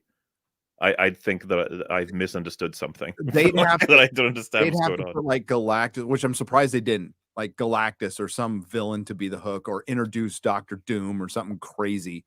But exactly, what is the hook of this? It's not, you can't even say Samuel Jackson because he's going to be barely in it. It's three diverse women. Well, okay, I think Mauler, they're different fucking colors, mate. The real answer to this is, I believe, it's just the banker's point of view. The bottom line is the people hey, this movie made $1 billion. So the people who don't watch this shit and the people who make these decisions don't pay attention to anything the fans say. And I think they just go, well, the last one made $1 billion. Let's no, yeah. And look at Shazam, right? They were like, the last one was successful. This one will be successful too, right? And then it's like, it fucking dies. The first Shazam didn't make a lot of profit. It was still successful. Okay, what makes more, Blue Beetle or the Marvels? The Marvels. I think the Marvels will beat out Blue Beetle. I think Blue Beetle will be the fartest of the farts in the wind. Yeah, I think that's going to. I think the Flash will probably destroy Miss Marvel because Michael Keaton. Because of Michael Keaton. 367 million for Shazam 1, but a budget of 100 million. And I tell you, the benefit that Marvel doesn't have. The Marvel, sorry. Like, obviously, because this thing, we're estimating a budget of at least 300 million or some shit for this insane movie, or we aiming between 200 maybe even higher, 350, I think. I agree, Jane. Flash will win, although it doesn't deserve it, because I think see that both is equally cringe. But the good thing is, if one lame duck DC movie does better than a fucking Marvel movie, heads will roll. Not Kevin Feige's, but other people's heads will roll. It will be bad. Oh, he'll be rolling them. Yeah, and he'll be rolling them. Because that will be embarrassing. Look at how much he reacted to the Wonder Woman doing well. I mean, all this comes from Wonder Woman doing well. Fucking Captain Marvel being thrust upon us had everything to do with Wonder Woman embarrassing the shit out of Marvel. Well, it's embarrassing Marvel because they should have made the bloody Black Widow movie, and they didn't. Yeah. Well, and they should have made it like they're going to make the ballerina coming out too. It should have been some sexy Russian rated R spy thriller with a half-naked Scarlett Johansson running around killing people. Yeah. By the way, Mauler, I really want you to be right. I want Mauler. I'm rooting for Mauler. I want to lose spectacularly on this one, and I'll be very happy to do so. I just don't imagine, because like it's already heading down. It's a downward trend for like superhero enthusiasm. Guardians might give it a bit of a heartbeat, but like that's not going to do anything really. Do you feel any like real excitement for Guardians? No, none. No, it's low. I still think it'll be successful, but I don't know. I do too. But like it seems to me, hold on, sorry. What do you define as success for Guardians of the Galaxy? it'll make more than double its budget. That's my Okay. assumption. So 750, 800 million. I would. I'm actually a little bit worried. Like, I'm not sure if it can do that. I don't. I'm going We'll to say see. 625. The problem is, I don't know how much love is maintained for Guardians over all of this craziness. But what I do know is that the discussion about it, people are treating this like it is the end. It's not some kind of evidence of any kind of future for anything. It is full stop. This is a bookend to a story. James Gunn, the actors, and the fans are all treating it that way. We all know what this is. When we see this, that's it. So I think Drax dies. Everyone's speculating Rocket dies. Even James Gunn responded to that, by the way. Drax dies. Yeah. Maybe Nebula. I was thinking it would be pretty bold for them to kill Star-Lord. I could see James Gunn maybe doing it. I think Chris Pratt would be no problem. And then Yeah, he'll just I think go Chris off and Pratt do would James actually Gunn be- stuff in DC. Exactly. I actually think that there's a good chance he might be on board with dying because fuck the MCU right now. He's got Mario, which is an insanely profitable role for him right now. Yeah. Of course, if they make more fucking Jurassic movies, he always has that. But then, yeah, And he's got Terminal List too. that too. And he always ends Season up in other Amazon projects. So yeah, I just don't think he needs the MCU at all. So you can make something out of that. And that's the thing. If it is a really good movie, it could be. Then maybe that'll save it from like. Holy fuck! Oh my god! The Monday is in for Mario. Oh yeah. What is yeah, it? but like school was out on Monday. I know. It was the Easter Monday, but still, it did 20 million. 20 million. That's insane. That is bloody insane. Dude, I have to see that box office drop off the following weekend. Odin, pineapple pizza, bro. It's best with some jalapenos. Wait, did he bet against it? He bet against no, the bet is he didn't bet against it. The bet is he didn't think it would hit $1 billion. That's betting against $1 billion. How's that? And he's not saying the movie's going to flop. No, is what I'm trying to say. But he didn't think it's going to get to $1 billion, and Jeremy says it's going to hit $1 billion. And all I know is that somebody who doesn't like pineapple pizza is going to be eating pineapple pizza, and I love me some pineapple pizza. So and you got to do it on stream, yeah. Got to do it on FNT. I was kind of hoping he'd show up to Vegas, and we could make him do it live, but we'll see. So domestically, Mario is on 224 million after its 6-day weekend. Well, it's on set to be the most. It's going to garner the most money for any animated movie ever once it's done with its run, I'd imagine. But yeah, So before it came out, and even like 10 years before it came out, I would have said like, this is money on the table. We've been saying it for ages. It's just money waiting to happen. Mario's a huge fucking IP. It's an easy animated film to make. But after seeing it, I was like, "Yep, this thing's gonna make shit tons. It's got all the things it needs to have to satisfy audiences broadly and generally." So yeah, I never would have bet against it making $1 billion. I would easily be on for it. But I suppose you don't quite expect it until it happens. Maybe with something like this. Yeah, I didn't have a clue what it was going to make. I couldn't even speculate what it was going to make. I couldn't. Because me and Fring have been speculating it for a while. Just Mario's just waiting. They're all waiting, and Nintendo were really trepidatious about it because of the Bob Hoskins movie. You guys probably remember that. Yeah. That killed any dreams of Mario movies for so long. But now this has done the opposite. They're like, holy fuck, open the floodgates, get them all out there. And as we've said, people already speculate on Star Fox, Metroid, Zelda, more Mario movies, Donkey Kong. I could see Kirby. A Star Fox movie. Yeah, and fast forward 10 years, and we might not even be talking about the MCU anymore because it's gone, and we will be talking about the Nintendo Cinematic Universe or something. We'll be talking about the MCU. We're going. Remember the Super Smash Brothers movie? Yeah, Super Smash Brothers movie. That's going to be the Avengers. It would be the Avengers. Yeah. Yeah. And this is the funny thing is that I'll be having to explain fucking bullshit lore to you, Gary. I'll be like, okay, so this is Kirby. He eats creatures, spits them out, and gains their powers. You'll be like, okay. Dude, same with me. I'm not a Mario guy. I'm not a Nintendo That's the thing, guy. though, isn't it? It's like this is just one element of a huge industry that is fucking punching its way into the movie industry right now. Because we've got so many video game adaptations that are coming, loads in production right now. Superheroes might just have to move over. Hey, do you remember that great Halo? They did it to themselves. Fucking Halo's get a season 2. Yeah, no, well, yes, it is, but it was contracted for 2 seasons. Yeah. I thought you were going to say dog shit, and I was like, yes. But it was dog shit, but it was contracted, so they had to make a season 2.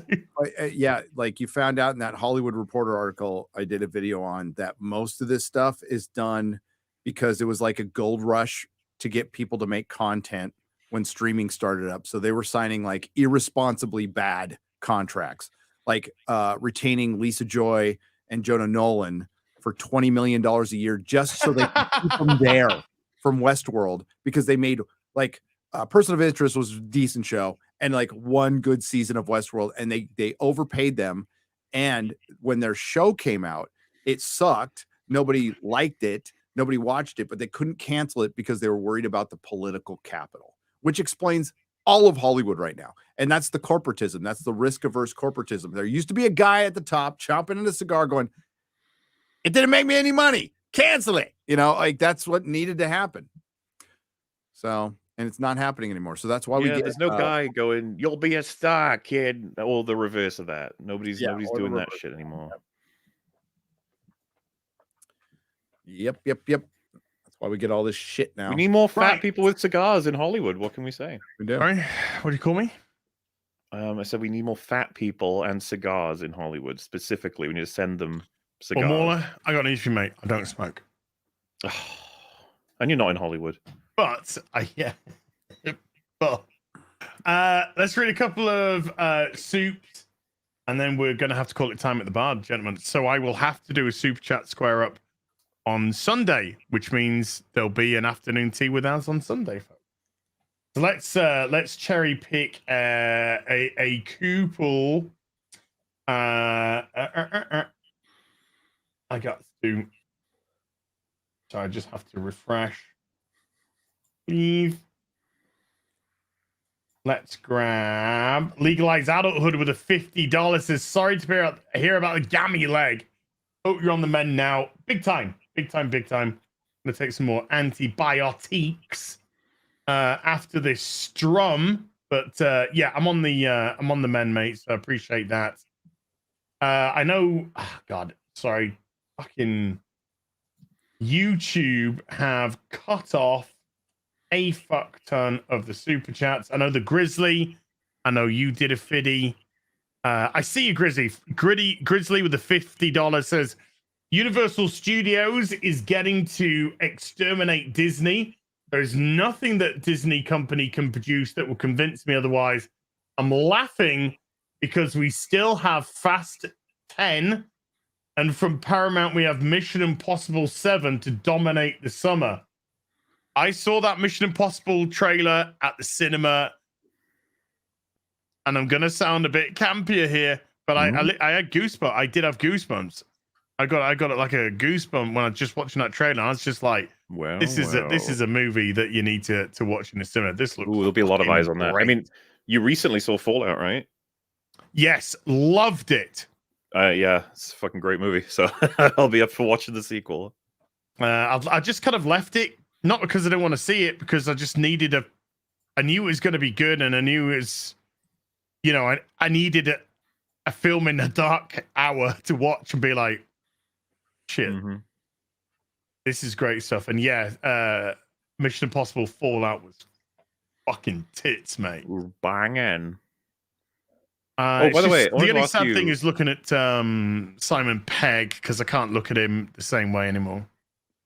You were collecting your things there, and you were saying like YouTube's balked it because as much as they have made it slightly better from months ago, it's still, like the list they give you. The thing that really fucking annoys me is not only does it cut off at certain points, you have to go back into your back end. You can't find messages that are sent with members. No, not in the back end. It has to be there.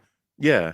So I can't deal that now. I can't do that now. Do you know how fucking dumb my solution is? And I hate it.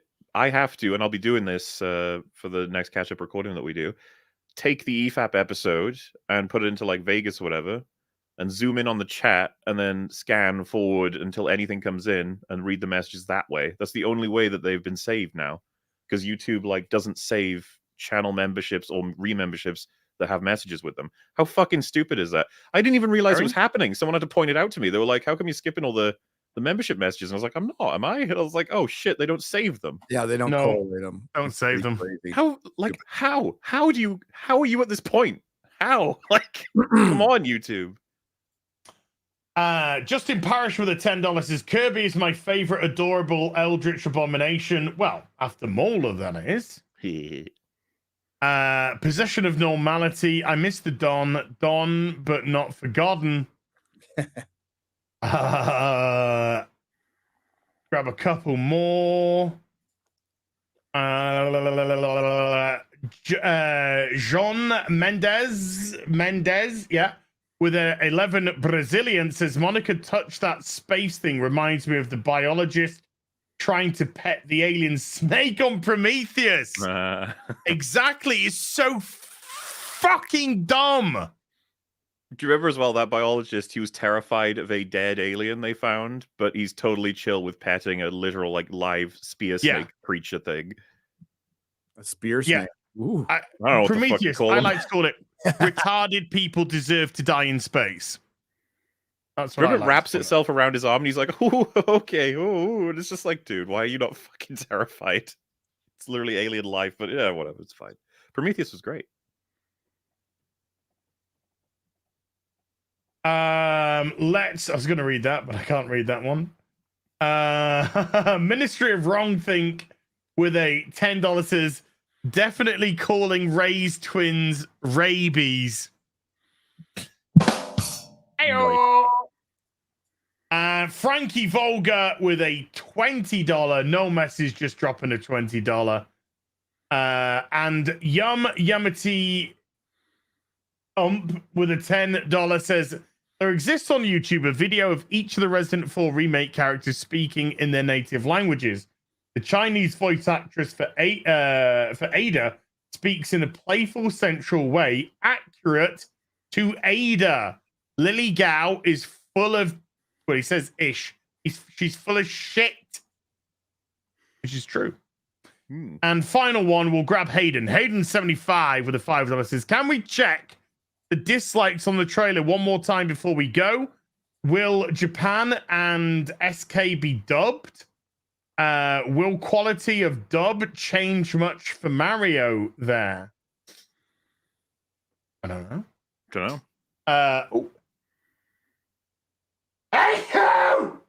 Salud.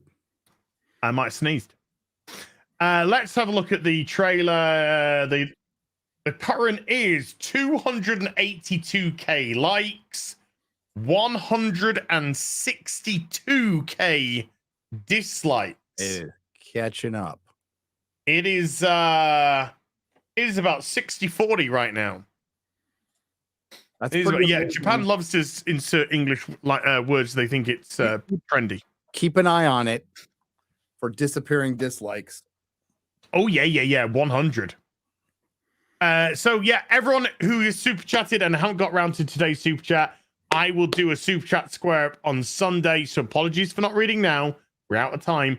But I promise I will go through that on Sunday, and I'll give your messages all the care and attention that I can. Gentlemen, Gary, anything you'd like to plug before we go? I'm working on, for the main channel, not usually they're on Nerdrotic Daily, but I'm working on a trailer review of the Marvels. I've already got half of it done. That'll be out in the next couple days. Then we have Friday Night Tights. And I don't even know if Mahler knows if he's coming on, because we asked him to come on. I don't know if you thought it was a trade, which we can do if you can't make it. No worries. Yeah, you're on Friday Night Tights. I'm on Friday Night Tights, apparently. There we go. It's a good week. I think it's a good week to have you on. Alrighty. Good week to have you on. And I'm sorry I was late. Some personal services. I had to get my Brazilian, my pre Las Vegas Brazilian. Yeah, it's I'm very smooth right now. Beautiful. You got some hard floors going on. Yeah. Molly, anything you'd like to plug before we go, sir? Oh, the EFAP TV episodes coming out here and there on The Mandalorian. I think people are enjoying them. We don't know what the fuck that show's doing. We're just laughing and watching Star Wars burn. That's the usual. I loved the last one. I was laughing my ass off. It was great. I was furious with you for making me watch it, and then we didn't even fucking discuss it. So I'm never watching anything you asked me to do again. We didn't even discuss it. No. I wanted to discuss it. Disney was too busy imploding live in conference. I know. Hey, didn't I say in my last video, as sure as the sun will rise in the east and set in the west, and sure as Disney will do something stupid within a week, and then they release the Marvels trailer?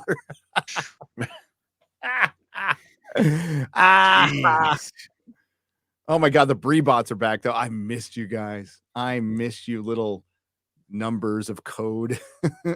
I saw that one who wished Minecraft upon you. Yes. I hope you all Minecraft horribly.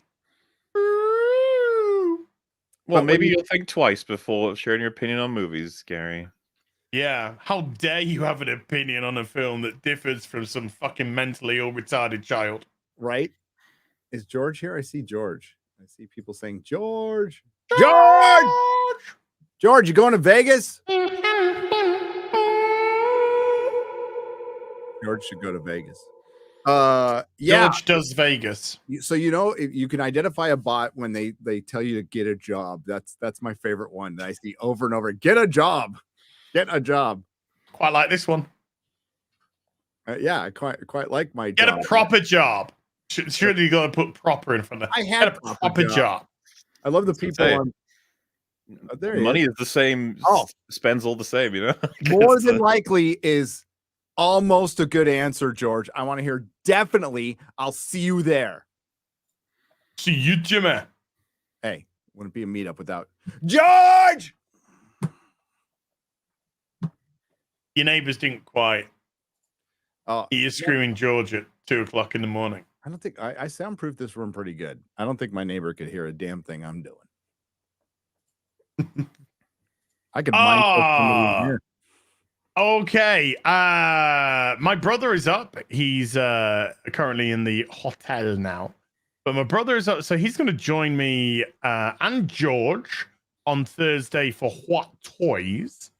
We're doing stuff around the house, so content might be a little thin, like my hair. For the next couple of days or so. So do bear with us. Friday, FNT. Do we have a guest to announce? Mahler. Mahler's back This guy. on FNT. On You're talking about Friday. Mandalorian, right, guys? I ain't watching. I'm watching the show. Mandalorian. I And am. we will, No. Mahler. We will talk about it, and as we'll talk about Picard season 3, episode 9. I need to watch that on Friday.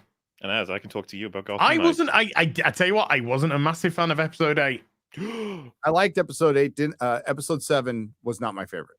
I tell you why. I tell you what really irked me about episode 8.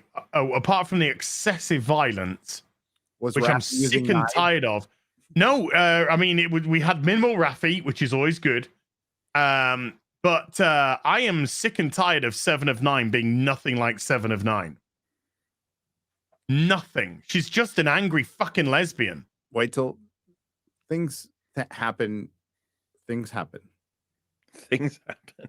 Does she get a dick? Does she get a dick and come out like smoking, hair down, smoking, being like, well, that sorted me out.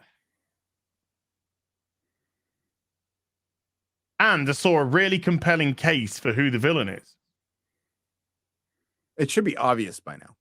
Well, I think, yeah. I mean, I kind of had a hint when Raffi was talking about the dead body Picard. Yeah. I just thought like, ooh. And then I watched the thing and I was like, oh, yeah. Yeah. I But figured. yeah, shit, I hate this angry 7. It's just terrible. Terrible characters. Not 7 at all. Yeah, it was weird seeing the conversation online about it because I totally took Shaw's everybody's like, Shaw's being a dick to her. And I'm like, no, No. I was looking out for his fucking crew. Yes. He's like, what are you doing? You should have blown the lift when I was in it. And then George he gave her is- a good lesson. He's like, it's not out about the decision that feels good. That's not what it's like to be captain. George super chat $20 and he's trying to get my channel pulled down. He's doing a better job at trying to get my channel pulled down than any detractor. Who, George? Yeah. Why? Because of what he's writing in his messages. What is he? What does he write? I love when George writes those messages. Those are my favorite. Yeah, I love it when they're on other people's channels. Not mine. So thank you, George. Stop trying to get my channel pulled down. Yeah, that's no, Az's job. Yeah, that's my job. Leave that all up to me. No, Shaw's great. Shaw's great. Seven's a dick. Simple as that. So we will get Mandy on in a couple of weeks. She had a family issue today, so unfortunately she couldn't make it. So we'll get Mandy back in a couple of weeks' time when things, fingers crossed, are all sorted out with her. So thank you for watching. Mods, thank you so much for modding. Everyone who super chatted, membership, gifted membership, remembered. Thank you so much indeed for supporting the channel. We'll be back with some more stuff very soon. So until then, you take care. Bye for now. Bye. And the Marvels looks like fucking dog shit. Yes.